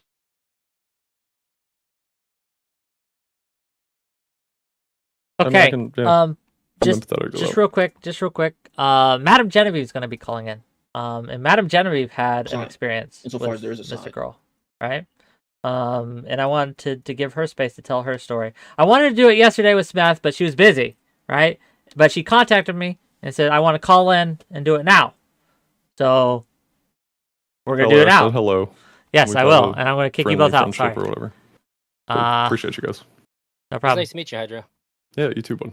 And here we go. No, I love you, buddy. To the void. And to the void. And sorry, callers, but Madam Genevieve is going to get a little, pass here because again, I prearranged this. Let's talk to her. You ready? Yeah. Hello.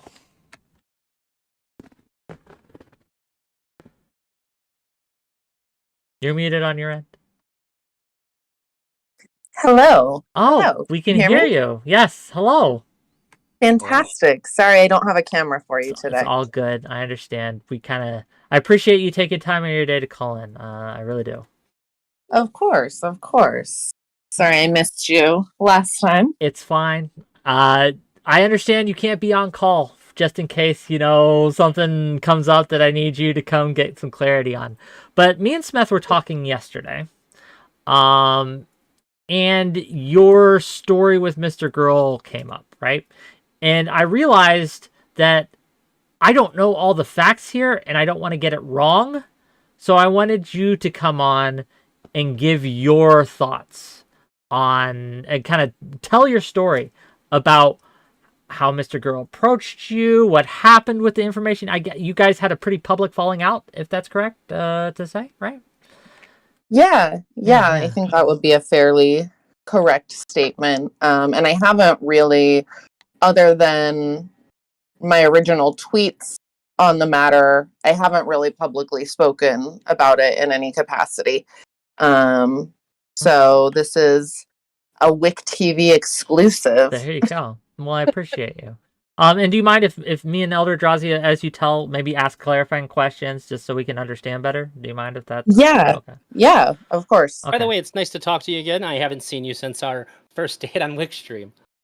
Yes. It has been a while. How are you? I'm well, thank you. Yourself? I'm doing pretty good, thanks. Glad to hear it. Okay, what you got? Tell us the story from the beginning. Madam Genevieve, the floor is yours. All right. Well, I think that Max did a good job representing our relationship during one of the times when he was asked about this situation, and that he and I have been friendly with each other since our very first panel together, the very first interaction that we had. He and I have, just messaged each other and kept in contact for roughly a year or so now. I'm a big fan of his album, Wick, as you know. After dinner, I played it for you in the car at TwitchCon. It was good, yes. And I'm a big fan of 𝕬🎢's art, et cetera, et cetera. So yeah, I've defended him against a lot of people previously, and it's fair to say he's somebody that I did consider a friend in the space. So we had spoken more than once about his relationship with Destiny and his perspective of things as it was unraveling, the article, et cetera, et cetera. At one point, he had kind of alluded to asking, without really directly asking, if I had any kind of sexual relationship with Destiny. Can you clarify? I'm sorry to interrupt, but can you asking without really asking? Can you elaborate at all? Can you give us maybe? I don't have the specific DMs pulled up in front of me here, but something around commenting about how most women Destiny ends up flirting with most women in DMs. So it would be odd if it hadn't happened with me, or something to that effect. Like the expectation would be that he would have tried to flirt with me at some point. And I just kind of made a joke and deflected and didn't answer really one way or the other. We continued talking about his article a little bit, and then we talked again. I reached out to him again a few days later, maybe a week later. I can't really remember exactly how long. And I felt like, as mentioned, he and I were friends and had a pretty good rapport with each other. So I felt like I owed him some honesty. I felt like he had been really open with his perspective and relationship to Destiny, and I felt as if by not answering his indirect question, or by deflecting the question, that I was somehow not really being authentic in the conversation. So I let him know, and I did actually talk to Destiny about this beforehand, for a lot of people who asked. Okay. I've seen this come up on Reddit a lot.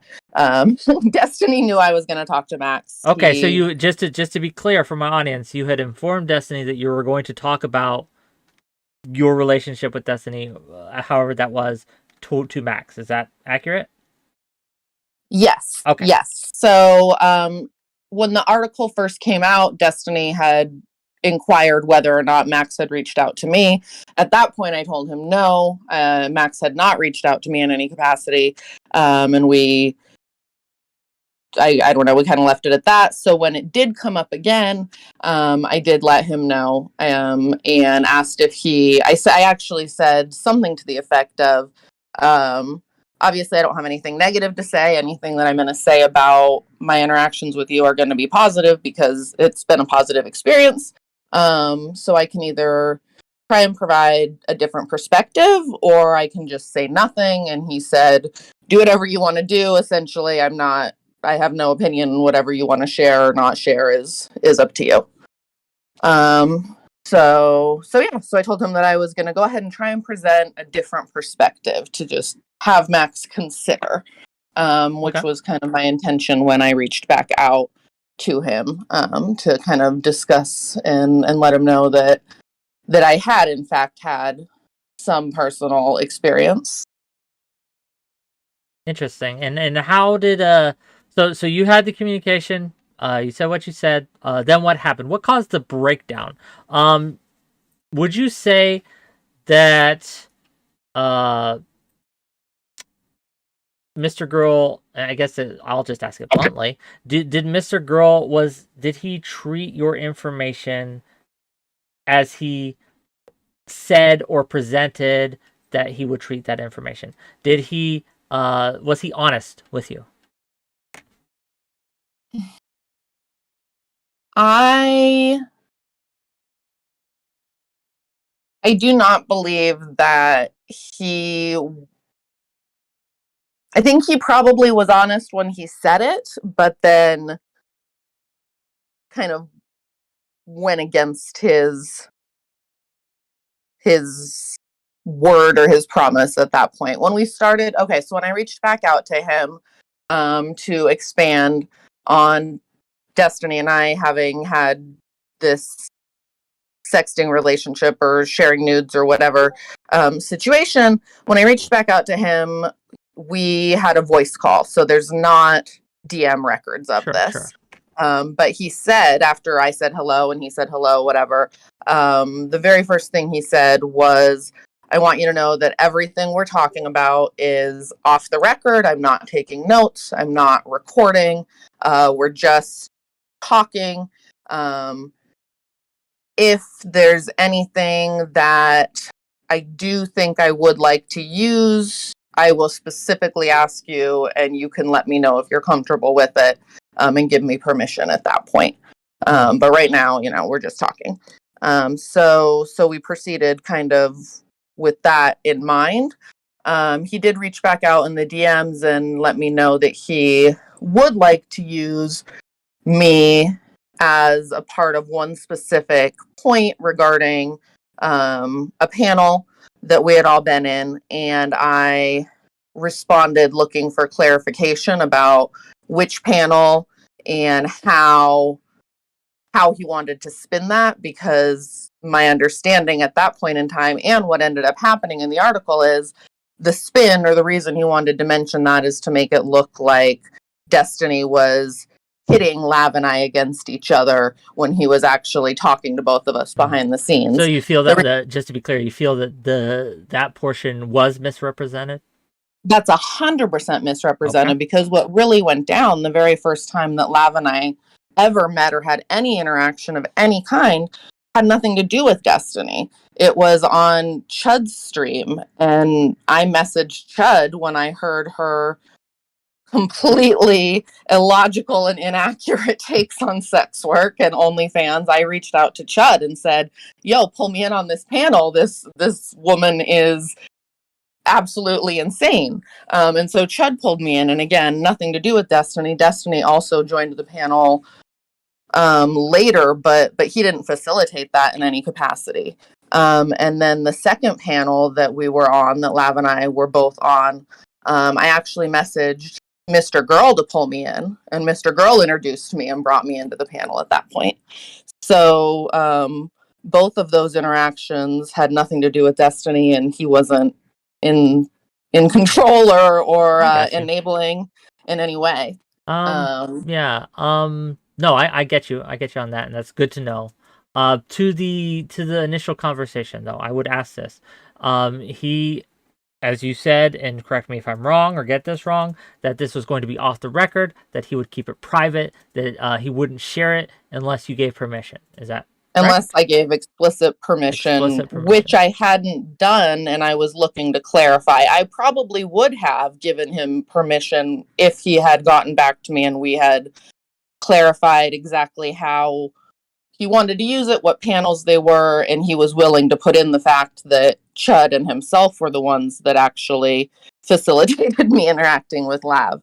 But he didn't respond to me. Before he did, he ended up gossiping with Lav, and then the information that she shared, of course, kind of blew up. Okay. So, to be, again, what I'm hearing you say, and you can correct me if I'm misrepresenting this, please, is that he took the information that you gave her, he gossiped with someone else, and that someone else, Lav, leaked it. And none of these things you consented to, correct? Correct. Okay. I was in the process of potentially consenting to a specific thing, but it had not yet been worked out. Got you. ElderDrazi, I might be wrong, but I don't think Lav leaked it. I think that Mr. Grill said it in a conversation with Lav on his stream. I think the first time that anybody made me aware of it was by Lav making the statement that Destiny and I had a sexual relationship, which of course leads the average listener to assume a physical relationship, which is not true.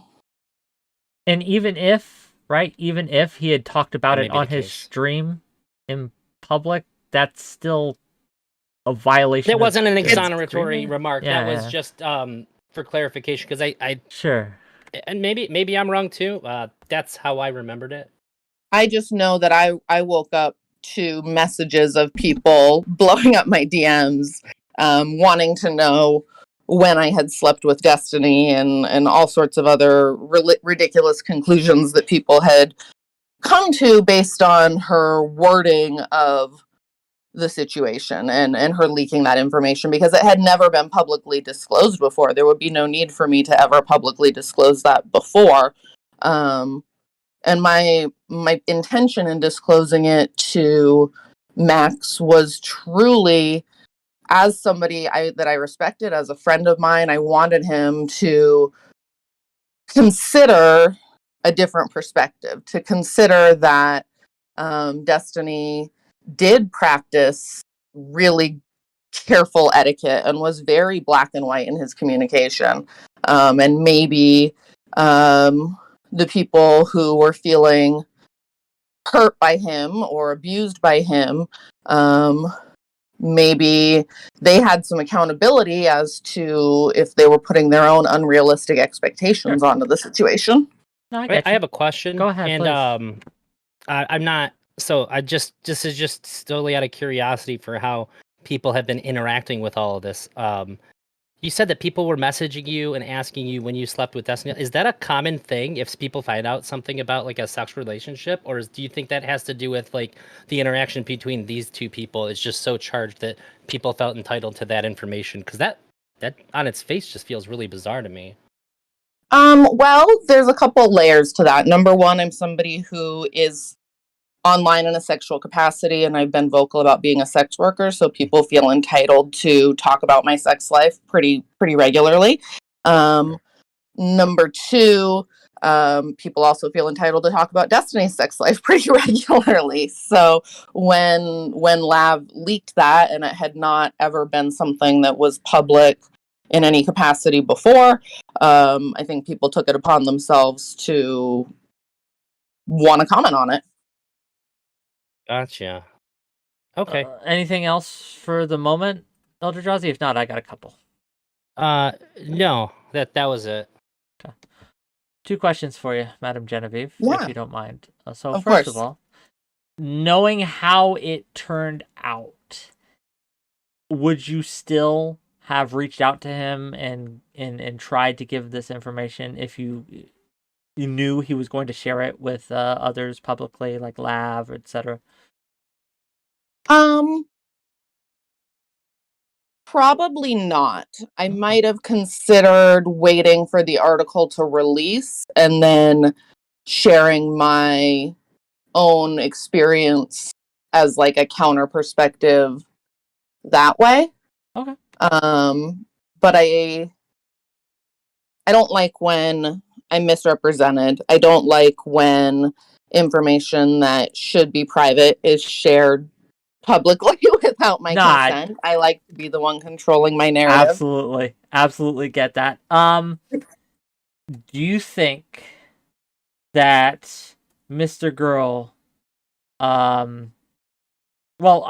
this is just a factual question. When he was talking to you, did he at any point infer or imply that there were multiple women that were going to come forward? Was that anything that he said to you at any point during the conversation, if you can recall? I believe so. I mean, I don't know that I would die on this cross, but I feel fairly sure that that's something that came up. Yes. Okay, and so interesting. I know that he did name, obviously, the two that have been public thus far and that took up the majority of the article, Anna and 𝕬𝖎. But I do believe that there was a reference to other women as well. Okay, interesting. And himself, of course. Yes, he and did. himself. Yes. Interesting. Did he at any point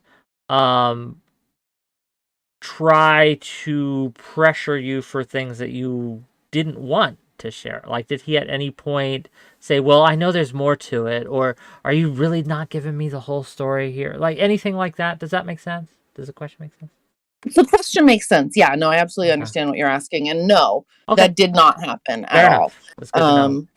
Yeah, our conversation was, just as our conversations always had been, very respectful, holding each other in rapport, and I felt comfortable talking to him.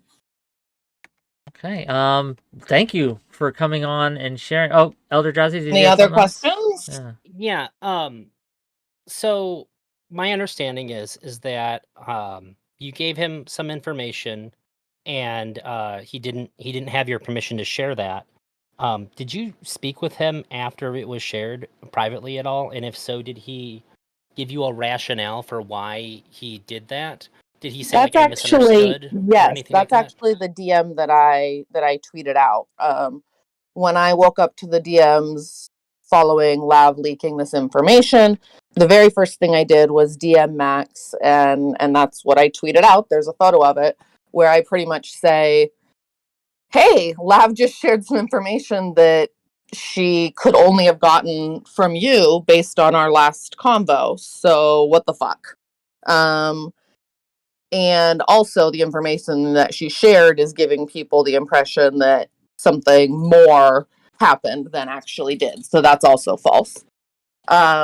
He responded, and you can see this again on Twitter, that I should reach out to 𝕬𝖎 because she had also made false claims about 𝕵𝖎 and then corrected herself. And if I reached out to her, she could clarify publicly, potentially.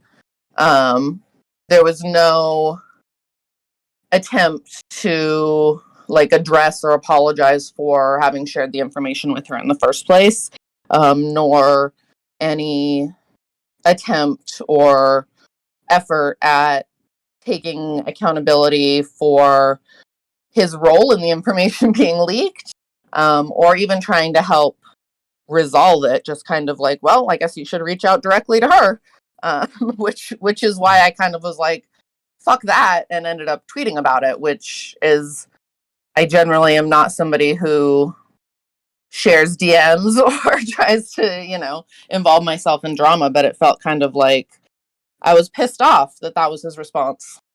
Sure. And just so I'm 100% clear, this was not even supposed to be in the article, correct? We had not, at that point, we had not agreed upon what would or would not be in the article. It was still being discussed. Okay, so then yeah, so there was no agreement for this to be in the article to ever be made public. It was still being negotiated what would or would not be. Correct. We were in the process of negotiating what might be included. Okay, that's unfortunate. I would have expected at least for But him to have said something that there's a initial- misunderstanding or something like that, because I know that those conversations can be weird.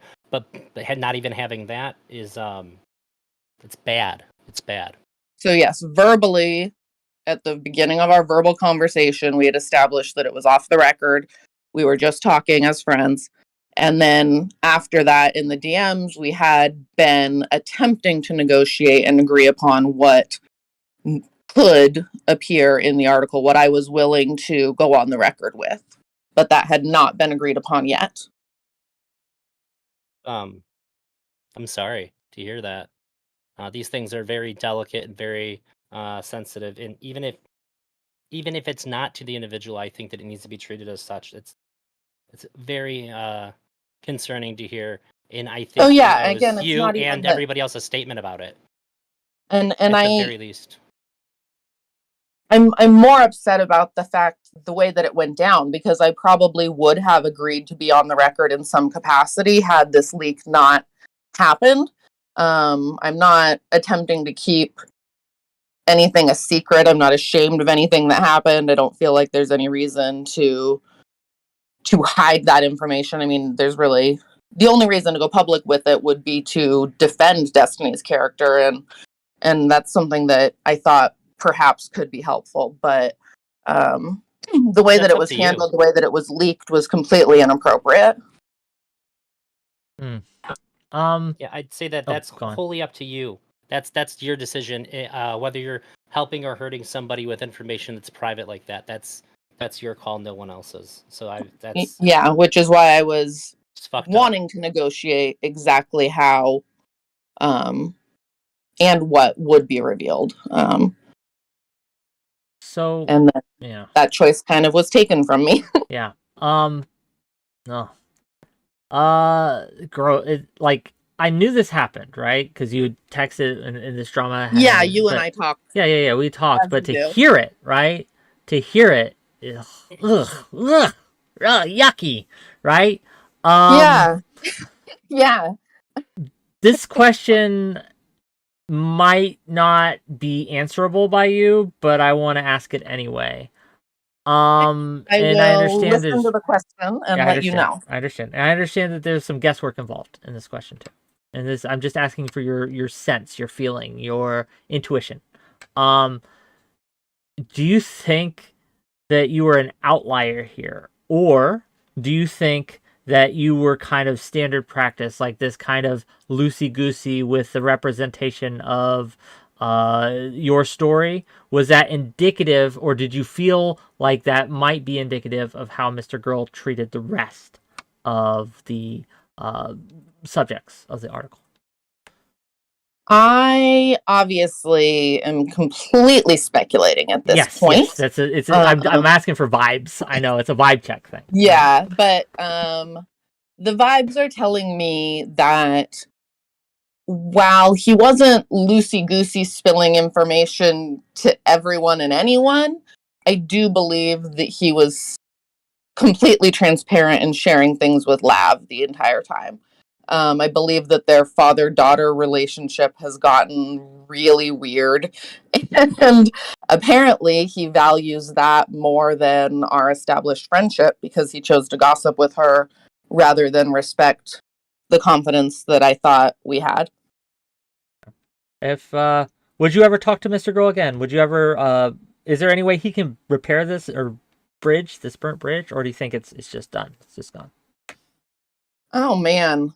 I don't know. I don't love to burn bridges in general. I don't want to be like, I'll never talk to this person again. But I don't really know what there is to say at this point from my end. Like, that was a shitty thing to do. And yeah, I don't know. I'm not sure. Yeah. Okay, well that's fair. I appreciate you coming on. Well, anything else, ElderDrazi? I think I've kind of. What else is there to say at this point, right? Do you have any other questions for her, ElderDrazi? I don't think so. I guess I Alright. could just add, the last time I heard him speak about it, he did very much say that what you had told him did seem to suggest that Destiny was very above board, and that basically what you just said. It didn't seem like he was suggesting that what you said was opposed to Destiny. That doesn't change any of the things that I just said were wrong or bad. I just didn't know if you were aware that he at least framed it recently in that way. And also, I'll let you know that I'm really upset about this. I just found out about the 𝕾𝖍𝖎𝖙 thing and what was in it. I've been very busy for the last few weeks. I'm gonna bring all these things to his attention in a public way and talk to him about it, because as a very large supporter of his, I think it's wrong, it's bad, all those things. But I'm mad about it, and I'm mad on your behalf and on mine, because if I support him and back him up on all this shit, and there's these really dishonest things happening when honesty is kind of his brand. It's okay that he's outlandish. It's okay that he talks about things that make people uncomfortable because it's honest. It's honest in a way that makes people uncomfortable, because sometimes they need to be uncomfortable to have these conversations. But if this kind of thing happens when there's so much on the table, so to speak, it's really fucked up. Well, I think it's interesting that you bring that up again, because his brand and his personal presentation of being so honest and so authentic is why I felt the need, because I thought, wow, I'm friends with this dude. He's put all his cards on the table in relation to something, and I'm holding back. I'm not being honest. I haven't told him that I have this other relationship at play here, and we're talking about deeply personal things, but I'm holding back information, and I wanted to also be honest. So yeah, that's why I felt comfortable sharing. Well, thank you for telling your story, right? Like, yeah, I think that, like, in all the drama of it, right, we forget that there are actually people involved in this, right? And that's why I've tried to reach out to the people who are involved and kind of get their story and get their perspective and get what they had to think, right? And I do appreciate you being willing to come on my show and publicly. Yeah, thank you. Thank you. I appreciate the opportunity. I know there's been a lot of Yeah. questions, and I haven't spoken about it before today, but it felt good to kind of clarify and get the whole story out. So I appreciate you creating that opportunity. I'm glad. Hugs, right? And I'm sure, like, Absolutely. TwitchCon's coming up. It's gonna be in your hometown. Yes. Maybe we'll hang out again. I don't know. We'll figure it We out. better. Right? We What, are you better. gonna stand me up? I No, I'm thought we never already gonna had stand you up. plans. I'm never gonna stand you up. That'd be silly on my end, Madam Genevieve. We love you, but even though we love you, everyone goes to the void in the end. How you feeling, Drazi? It was pretty heavy. It was. It Yeah. didn't fall on deaf ears. I heard it. It's weird. I have access to all this information, but I've been just working. I've worked more in the last like 3 weeks than I probably have any other series of weeks in my life, and it's where I keep finding this stuff out live. So there's like people with eyes on me while I'm trying to like digest it, and it's been weird. Yeah, streaming, I guess. After talking to Smith yesterday, and I told Smith what I'll tell you, right? I like Smith. I think that him being caught in this orbit is harmful to him. I think Mr. Girl is a black hole, and you are circling the drain if you are orbiting him. That said, I'm not your dad, right? Do what you want. But ElderDrazi, I like you. And I think that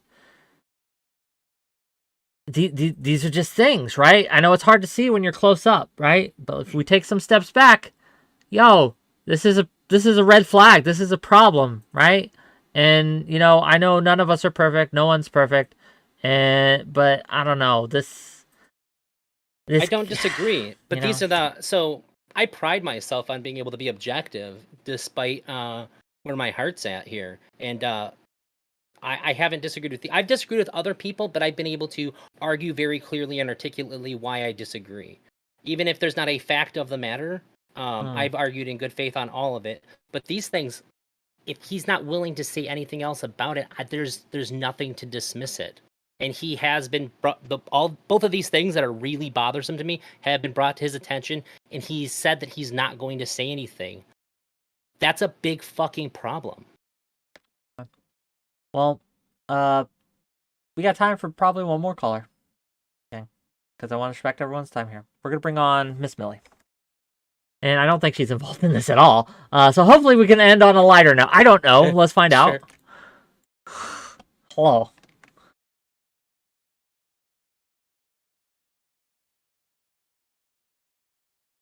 Hi. Hey, what's up? Yeah. So hi. I see you guys are talking about all this like drama and nonsense and everything that's going on. I want to lighten the mood. Okay. Yeah. It's so heavy, and I'm just I've heard so much Mr. Girl shit in like the past like week. My ears are burnt out. So for the both of you, Elder and Wick, I want to do a little meme debate with you guys. Okay. All right. So you remember the topic that you gave me, Wick, for the wheel? About centaurs? Mm-hmm. I do. I want to do that one. Okay. Do you want to explain it to our comrade? Yeah, could you enlighten me? Yeah. So, essentially, what's going to have to be debated is whether a centaur has a male piece or a horse piece. And this was a topic given to me by Wick. So I want to hear you. Yeah, guys' to be clear, arguments to be on more it. clear, right? If you're a centaur, is your penis like hanging from the front, right, like a man's penis, or is it where the horses Is it the horse? I thought we were talking about stature. No. Oh no. Okay, I was trying to That's say why I wanted to be more positioning. clear. I was trying to say peace, as to try and be, not so Sure. abrasive. It's But placement. no, the penis. The Well, yeah. It's Okay. placement, not we're not talking horse dicks versus human dicks. We're talking where's it at? Yeah. True. Is it going to be Gotcha. the human dick or is it going to be the horse dick? Which one is it? It's going to be positioned where the horse is. It has the top half of a man and the bottom half of a centaur or of a horse. That's what it means. So you're going to the part of the bottom half is the genitals, which will be closer to the back, feet, and butt. So wait, are you saying that if a human wants to have relationships with a centaur, that accounts for them, the human being, into bestiality? Well, bestiality would but definitionally be having sex with something that's not a human, that is alive. Yeah, this would be like the most basic. So centaurs are not human beings. So yeah, it would be bestiality. But however, we may consider it to be acceptable bestiality, and you'd probably make a whole lot of money having your own section on Pornhub, being the only one that gets to make that category. That's true. Welcome to the horse farm. Welcome to the stable, ladies. So wait. So but you can't say nay here. Anyway, go on.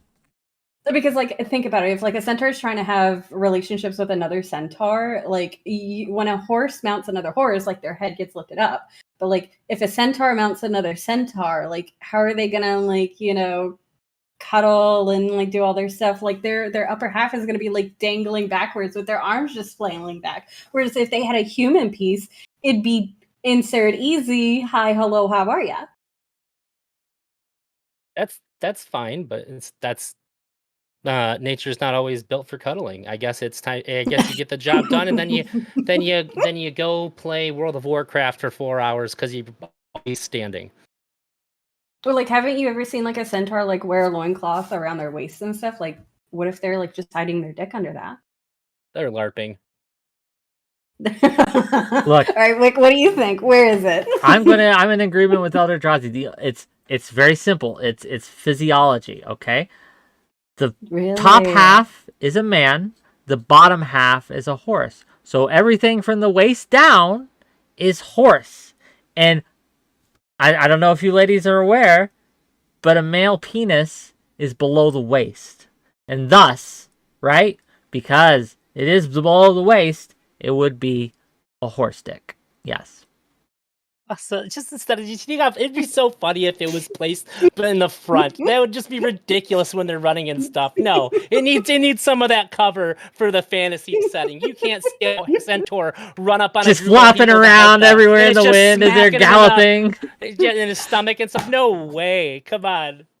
How Look, if I want to have unfortunate. relationships with the centaur, I don't want it to be considered bestiality. Okay. So I'm going. Okay. Well, let me ask you this. Let me ask you this, Millie. Let me ask you this, Millie. Placement stops that. If you're whoever your sexual partner of choice is, right? If they were magically turned into a centaur, would you want a normal centaur with the horse having the sexy parts and the face and stuff being a man, or would you want a reverse centaur where everything above the waist looks like a horse and everything below is the man part? So you got the ass and the legs and stuff of a man and just normal man parts there, but the upper half is a horse head and the upper quarter of a horse, right? I feel like with this, it's just a lose But regardless. you have to choose. You have to. But I'm going to explain. I Required. guess I'll choose after I explain. Okay, because it's a lose either way. Because I don't want to get bit by a horse. I don't want to get a hoof to the face. Testy Johnson just gave me $2. Just Testy Johnson for $2.20. What Miss Millie is looking for is called a satire. A satyr. Satyr? Satyr. I don't know how to pronounce it. There you go. Anyway, someone paid me money. So. Satyr.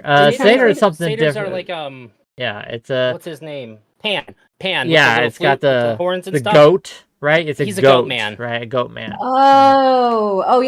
I know what you're talking about. No, those are ugly. I've never seen one. To be fair, though, I've never seen. No, don't let her dodge my question. Don't get distracted. Don't let her dodge. She's got to answer the question. Go ahead. In regards to that, I've never seen in any fantasy rendition where those have been made cute. You got goat legs and fucking horns and a weird goat billy beard. But anyways, back to the whole point of horse top, man bottom, or man top, horse bottom. It's a lose either way because, like I said, I don't want to take a hoof to the face whenever I'm trying to cuddle or get bit or some stupid shit. Right now, I would enjoy playing with the mane and brushing it and everything and. At least it'd be a regular piece down there. Okay, that's just a horse. Okay, so that's the pros and cons. That's the pros and cons of man bottom, horse top. What are the pros and cons of man top, horse bottom? Okay, so the pros and cons of a regular centaur would be I can kiss, hug, cuddle, all that stuff. With the centaur, it might be a little bit difficult. Maybe have to reinforce the bed if we're laying down because the horse is really heavy. But I also don't want to get destroyed during sexy time, by a horse piece, and also technically considered bestiality. I'm not into that. No, thank you. That's just no. You ever see a horse cock? No, but if it was the laugh that got me. The laugh didn't say no. Your words did, but the laugh didn't. I'm sorry. So if I'm gonna go with any of them, I think the pros of a horse top, man bottom kind of outweigh. Noted. Now we know. Hoss Rodaw has paid me $2 to say, is it gay if male human has sex with a male human? Yes. Yeah. Pretty gay. It's definitely top three gayest things you can do. I mean, there's kissing. I mean, unless you say no homo, right? True. If you say no homo, it's all good, right? Yeah. If you say that, it's just with the boys. That's it. It's just with the boys. Well, this was I'd rather have sex with a man than kiss and cuddle a man. I would be I don't want to do either, but if I had to pick, I do not want my mustache to touch another mustache. So rather than have a makeout session, right? Rather than have 5 minutes of a makeout session, you would choose to get railed. Well, wait a minute. Doesn't matter if you're top or bottom in this situation. I'd have a preference, but still, So either way, even if you were your non-preference, right?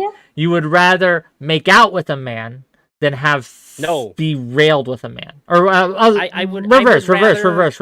You would rather be railed or rail a dude than have a dude kiss you for 5 minutes.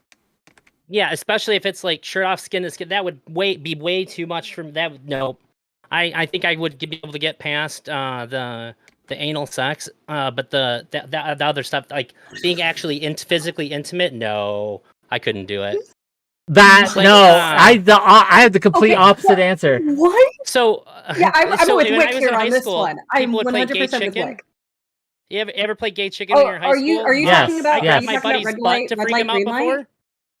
No, Oh, you that's just not do red light, something green light. like that's like gay to your friend to like see if they get freaked out over. So I've grabbed my friend's butt before, and he jumped, screamed, and ran away from me. And it's like, yeah, I got him. How he got me, we were walking, and as my arm was swinging, he gently interlaced his fingers with mine, and I had the exact reaction he did when I grabbed his butt. I fucking ran and I screamed. But if he had Freaked me the grabbed your fuck butt, out. if he had copped the feel, good gamed you, right? You'd been fine? Yeah. I would have said something sassy at him or something. Yeah, like that. Oh, you got something like that. You're a weird I think dude. sexual things are just ElderDrazi, sexual to out me. of all the things that you've said to me, that's probably the weirdest. That's I a think weird, sex is just weird sex a lot of the take. times. That's But really, intimacy really weird. is intimacy Okay, is but- real, you know. What? Okay, you said it was like the beard. You wouldn't want your beard to touch another My beard. but what mustache if, touching like, another mustache. another Oh, mustache. God. Yeah. But what if a girl like has like a little bit of a mustache? What then? I probably that would not gay? find that very attractive. I don't think it's gay, but I don't know if I would find it very attractive. I think Are I'm you attracted sure? to like Like, would very you- feminine features. Okay. What if the guy shaved his mustache? Then would you kiss him? I would not want to, but it would be less bad. Or I think would like you the still big horror rather? image would in my you- head is the mustaches Would scraping. you- That's definitely. Would you okay. still rather Okay, sleep with okay. him instead of like kissing him? Okay. We gotta move on. Miss Millie. We love Yeah. you. But you're going to the void. Gang. If you're watching in chat. If you're here. And we could take one more caller, maybe, if you give me enough money. But I'm not going to do it for free. So if I can get either, let's say, a $15 super chat or 5 gift subs to the Twitch channel, or the equivalent in bits, so about, I want to say 2,500 bits. I think that's the equivalent. If we can get those, I'll bring on one more caller, okay? But if I can't, just gonna call it, okay? So it's up to you. It's your choice, right? Brianna Wu wants to call in. So, choice is yours, gang. If you want this content, is Brianna gonna yell at ElderDrazi? I don't know. We did okay last time we talked. I don't know. Is it going to be a productive conversation? I don't know. I have no idea. You have to pay if you want to play, though. You have to pay. You want to play if you want to play. So come on, gang. You got your marching orders. It's up to you whether you pay in or not. Oh, well, thank you, Zeke Joseph. If I wasn't so poor, you'd have all my money, Wick. I appreciate you. Yeah, if you're struggling, don't give me money. But if you got a few bucks, I could use it. So this is you. I did resub during the stream. That True. helps. True. I didn't know it ran out. How funny it would be if Brianna Wu came in here and just like added to the Centaur discourse. It'd be super funny. It'd be your that's- money's that's all all tied she up in cared crypto. about. I understand. Well, it's up to you, gang. I'll give you another, let's say, till 8:25. Oh, Host Rada! Host Rada is contributing. He's contributing $5. So if I can get, let's say, 2 Twitch subs to add to that. Cool? 2 gifted Twitch subs. Or $5 more on the super chats. But Host Rada says, is it gay if a male centaur has sex with a male human? Yes, it is gay bestiality. Yes. Yeah. Pretty clear. Pretty clear, gang. These are easy questions. Give us the toughies. Give us the hard-hitting questions. Oh, there they are. Good Path Quick has gifted 1 sub. No, we need one more. No, there's 2. I only saw 1. Is it not? Oh, I'm sorry. It's 2 messages about the one. Yeah, My it's bad. 2 messages about one. So $5 more on super chats, or 1 more gift sub. We can do it. We can do it, gang. 1 more gift sub or $5 more on the super chat, and then we can get one last call. One last hurrah. One more. Oh, Ice Beans, look at that gift sub. Look at her go. She's done it. We're going to bring her on. Let's give the people what they paid for. Let's give the people what they want. Let's bring in 𝕵𝖎𝖙. Hello! Hi, how are you doing? Thanks for squeezing in. I appreciate it. Oh, don't thank me. Thank my audience. I said, okay, we have a conundrum here. Okay, I was not going to bring you on unless they paid me money. I held you hostage in a way. Okay, okay. This is what I want everyone here. Sub to Wick, donate to Wick. Wick makes the content that makes the entire drama ecosphere possible. Without Wick, there's none of the drama that goes straight to your brain. You've got to subscribe. If you don't talk to me on Twitter. You're a non-person if you do not subscribe to Wick. That's how I Beautiful. Host Radah's subscribing with $2. Is it gay if they only do it once? Yes, it's still gay if they only do it once. But thank you for coming. What do you got to get off your chest? What did you call in for? I apologize that this has been covered today, but Drazi, I wanted to ask you this non-stop. When we first met, you reached out to me and you said, hey, 𝕵𝖎𝖙, I'm just a really big Mr. Girl fan. I'm a huge Mr. Girl fan, and I wanted to ask if recent events have impacted your perception of your waifu, basically. What? Did you? I said that to you? Did you not? I said it recent event. Oh, are you referring to Mr. Girl as my waifu? Yes, I am. Okay, yeah, makes a little bit more sense. Have recent events impacted your thoughts about Mr. Girl? Could you refresh my memory just a little bit about the context to that? I'm trying to. No, she's asking right now. She's asking you right now because, as she said, like I don't know why I have to be the 𝕵𝖎𝖙 translator here. I thought it was pretty clear, but 𝕵𝖎𝖙 said that hey, when you first met, apparently you introduced yourself as a Mr. Girl fan. Yes. Given that context, it all makes sense now. Okay. Yeah. So have recent events impacted your assessment of Mr. Girl, basically? I would say hyper recent. Yeah, I think that he owes everybody who read the article, he tried to get to read the article, an explanation for some of the charges that have been put against what he has released in the way that he has released it, because it's wrong. If he doesn't have a good answer for these things, if he doesn't have a good way to show that the narrative that 𝕾𝖍𝖎𝖙 put out, and he doesn't have a good way to show that what Madame Genevieve has said, it's fucked up, and I'm mad about it.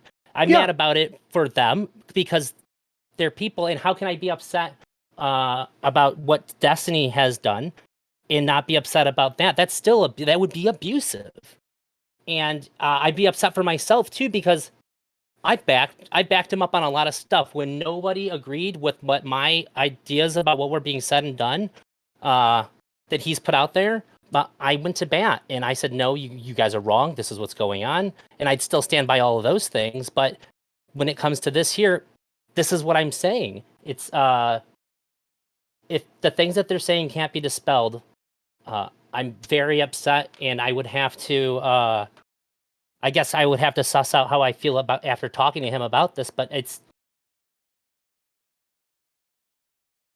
makes it to where I can't, if this can't be resolved, then I have to look at a lot of things that have been said in the past and determine whether or not I believe those things as well. So I want to get through this one at a time. So there have been a lot of accusations that he took things and put them in here that he did not have. I'm saying a housekeeping issue. I'm gonna go get a drink. Please.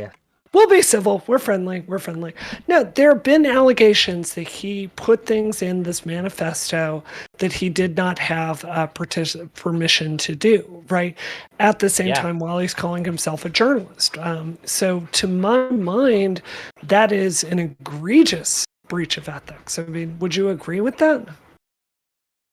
Yeah, assuming that he doesn't have a way to dispel the things that have been said here. Yeah. Yeah. It's not just egregious. It creates several other problems on top of the initial, like, this is wrong and bad. I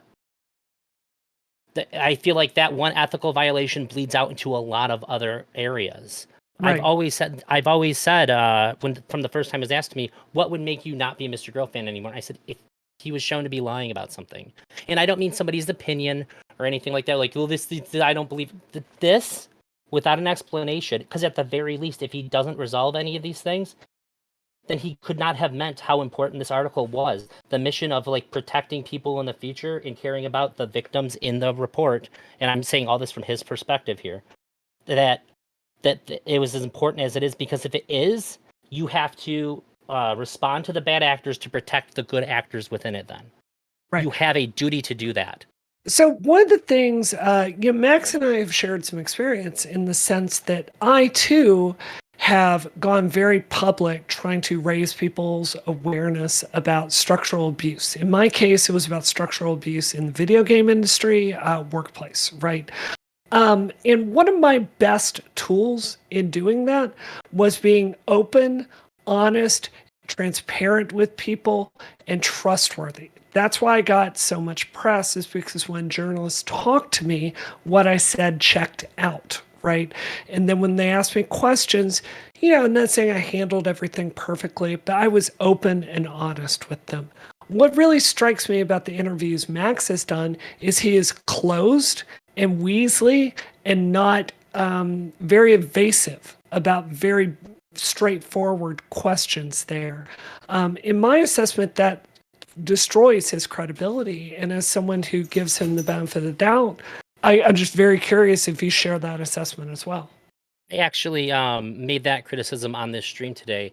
I said it before too, but I think that if you're going to write this article, like he has, you owe it to the piece to know that when you agree to an interview with somebody about it, that you need to be prepared to answer things that might make you personally feel uncomfortable. There's a duty to support what you have put out, because if you can't, it hurts it. And I don't know why you would put something out like this if you're not going to back it 100%, because there's an implication that the people that have been written about are more important than you yourself are when you're putting it out. He's taken hits for it. He's shown it. It's been demonstrated that this article matters that much. And to not answer questions steals credibility from it. It implants doubt into it that did not have to be there. And if you can't answer questions like that, you need to wait until you're in a position to where you can answer questions about it before you do those interviews. Do you think it's a character fault? What do you think is going on here? I think there's been some new information, like they've been just like Madame Genevieve and 𝕾𝖍𝖎𝖙 says that cloud what I can think about other aspects of this now. But my initial thought may still be the case is that he's very sensitive about the article when he went on, and this painted his behavior when he's having these interviews. But because of that, I think that he should have waited to have those interviews. Then he could have let the article hang in the air, let people have their discussions about it, and then come in with answers about it, because then people are going to talk about the content and they're not going to talk about your interviews. Yeah, I agree with that assessment. I think, I actually reached out to Max and wrote him this. The point through all of this that I found him the most human was when he was talking to Shaylin about the quote unquote abuse that he's gotten, though in my mind it's like he's a public figure. He decided to put himself on the stage. When you do that, sometimes you get bad feedback. That doesn't mean it's automatically harassment. But he was talking about the mental cost that had done to him. And I really, as someone who's been there myself, my heart went out to him. I understand what it's like to be in that situation and having the entire internet tell you they hate you and to have it affect your judgment, right? But I think at the same time, there's a really clear pattern of decision making that really seems to point to some congenital character fault. And I was just, because in the one stream we've done together, we didn't agree on everything, but you struck me as someone reasonable. So I've really wanted to just ask you if this caused you to reassess things, and it sounds like that answer is yes. It's been tough to digest. I think in order to really get to like to fully digest this, I need to address these things to him, because there's always going to be until I do, there's going to be a part of me that says, hang on, it's worth hearing what he has to say about these things. It doesn't look good. And I can say that if he doesn't say anything about them at all, like he has, and he's sort of planted his feet in this position that I'm not going to answer that. If I point out to him that is there a time limit on my this? Concerns. Does that make can you hear me? Yeah. Okay. Yeah. Is there a time limit? Like, are you gonna give him like an hour, like a day, a week, a year? Like, what are we talking about? Well, I mean, if I'm not getting an answer, I'm gonna reach out to him. I don't think I can this Saturday. I have something, but I would assume the following Saturday's hotline. If I sign up, I'm well known in the community. I get on. I don't have to talk about why I'm going on. I don't have to go through the process. I get on the hotline when I want to go on the hotline. Okay. Right. And if he doesn't address these things, that doesn't bode well for how I feel about him and the type of dynamic that him and I have. Because I appreciate that integrity. I genuinely do. I really appreciate that. Well, thank you. And I can say if that happens, it's gonna fucking hurt me. It's gonna hurt my feelings. It's gonna hurt my feelings, and it's gonna I don't think like I'm gonna be like I'm not the kind of person to go after somebody or anything, but I think that I might have to take a step. If I get no answers to that, I have to take a step back. I don't think that I'm gonna do the thing that a lot of people would want me to do, and then go on to a bunch of shows and talk shit about him or anything like that, because I still have feelings, and I really enjoy a lot of his content, and I don't want to be a part of something that's attacking anybody. But things would have to change if none of this is resolved. Can I ask you what friendship with Max is like? Because what I see on stream is someone who seems to be very poor at emotional regulation, and to also have a very high need to control things, which really makes me wonder how friendships function with someone like that.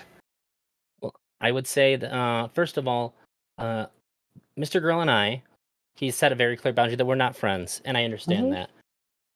I would say that our relationship is very similar to that of friends. I don't. It's not like I just have to accept everything that he says. I've went after him several times, especially when he said terrible things about ADHD that were incorrect. So there is some level of mutual respect that we have for each other, but at the same time, I'm also a fan of his stuff. Sure. Let me put it this way: I've never reached out to him to get an answer for something and had him like tell me he's not going to talk to me. I more or less have a line of communication if I want to speak to him, but it's also something that I don't try to abuse. I try to keep it friendly, professional. So I can't speak to what it's like to be friends. I am actually friends with one of his best friends, which is his editor, Jimmy. We play video games and stuff like that. And seems like Jimmy's pretty happy with being friends with him. He doesn't seem to have any problems. I just think that if you talk to somebody in this space, they're not going to get a sense of like a genuine friendship with him, because he bars that pretty strong. Okay.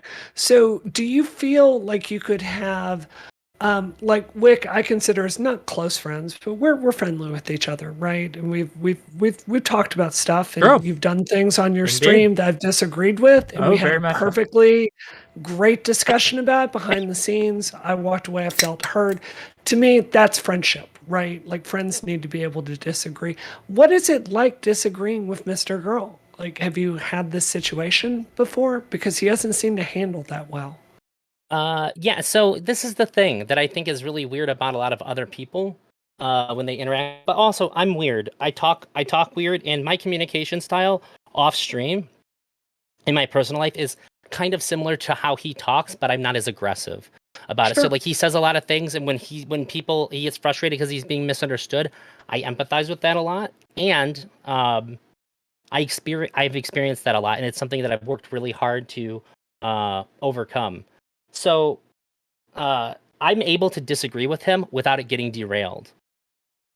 I've talked to him about veganism. I've talked to him about ADHD, and him and I were adamantly opposed to one another. We were able to move through the conversation. The ADHD one, it didn't feel like we got very far by the end of it. However, the next stream that he talked about it, he was talking about it differently. It appeared that he had heard my feedback and considered it and changed some of the worst parts of what I criticized him about. So I saw that as a sign that he was hearing me. He did acknowledge it. And while he didn't want to say, fine, you're right or whatever, did take into consideration enough to make those changes. However, it could have just been not me, but that's how I interpreted it. Yeah. The timing was pretty convenient, at least. Well, I just one last question. I'm sorry, Wick. I've really wanted to ask this question. Do it. Like, what attracts you to Mr. Girl? Like, what is it? I mean, like, if I'm looking for intellectual discussions, do you know what I mean? He's not the first person I think of for like being a really deep public intellect. He doesn't really argue with facts. He doesn't seem really well read. He seems to have a lot of emotion and go into a lot of meta stuff. What is it that just attracts you there? So, for one, I do really like meta conversations. I'm a big philosophy nerd. And I also value, I don't like that in today's world, we can't have an intellectual conversation that's devoid of feelings. I like it in respect to when people acknowledge their emotions about things, because it clears away a lot of the bullshit. If I'm trying to argue with you about something and I can't get past a point because you're emotionally hung up on it, if you just tell me that, oh God, breath of fresh air to me. But also, he talks about things that other people won't talk about. The things that he talks about when he talked about like cuties and pedophilia and Dr. K, these are all things that nobody else was talking about, and they caused big waves in Twitch. Like, he's a force. You can hate him, but you can't deny the fact that when he put out a big video for his first few months in this space, he shook everybody around him. You could not avoid talking about what he was doing, because he brought interesting things to the space that nobody else wanted to touch, and he made people do it. I think that's impressive, and I think it's very interesting. I have a different assessment. I think Max was successful in this space for the same reason a car crash is successful at getting your attention. He said some stuff that was utterly surprising why he got thrown off of most of these platforms, right? So I think it's not that I don't think that there is a discussion to be had about any one of those subjects. It's that I found his style of doing it to be so emotionally loaded that there was no policy discussion there. It's all his feelings. And this is going to be my limitation in this space as I participate in it. I am 100% a policy nerd. I'm an institution nerd. I'm always looking for how do we move forward, and kind of stunted to my own feelings, right? So, like maybe it's just a difference of communication. Like, this is why our debate went so bad. But at the same time, yours and his, not ours, correct? Oh, right. Yeah. I thought I was pleased with ours.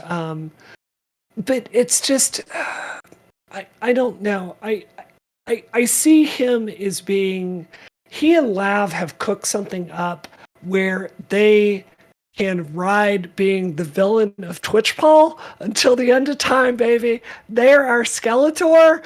She is, she is Evil Lynn. Like they got that game on lock. It's very hard to imagine someone coming along and being a better villain to this space than those two. But at the same time, I think if you're really interested in elevating a conversation, I just don't see how they're moving us towards any better understanding of policy. It may be the case that an elevation of the conversation isn't what happens, but I think that an opening of conversations has certainly happened for Mr. Girls Avenue. And that's one of the things that I've really valued. Also, up until recently, it was the raw honesty. To be able to be honest about your feelings about a thing, to be able to be honest about what you think about things when nobody would be caught dead saying these things is very interesting to me. I turn and look at something when one person's saying something that's contrary to everybody else. I usually want to hear what they have to say. I actively work hard to not live in an echo chamber. When COVID came out, I Googled a bunch of like the most silly nonsense about it you could imagine, so I would get a mix of articles. I wanted to know what both people were saying about it. And I did train my algorithm to give me both. I want to know what people who think against everybody else thinks, and I want to know why they think it. But that just makes it all the more disappointing that this quote-unquote brave truth teller won't tell us the truth about his own sourcing. He's great at leveling that ire at other people and hurting them with his words or saying something very bold or controversial. But when it comes to his own actions, there's just nothing there. And I think it just strikes me as fundamentally dishonest. I would argue that this is the most important time for him to not be holding back anything. Yeah. Because the charges against Destiny are high, but I don't care about that nearly as much as I care about the people that he's, from his own words, he cares about protecting and like more or less like getting justice for by exposing these things. You have a duty to those people. Once you put out the article with their stories in it, you owe them backing them up all the way. ElderDrazi, you want some real talk, right? He has weaponized them. He has treated them in arrows, which he has shot at Destiny. He doesn't give a shit about what happens to his arrows, right? He has shot them, and if they hit the target, great. If not, oh well, he'll try again with more. And I think that, again, like, as I talked to Smith about this yesterday, right? I think he's demonstrated that again and again. And I understand, like, we disagree here. I understand you're waiting, right? You're waiting, and I get that.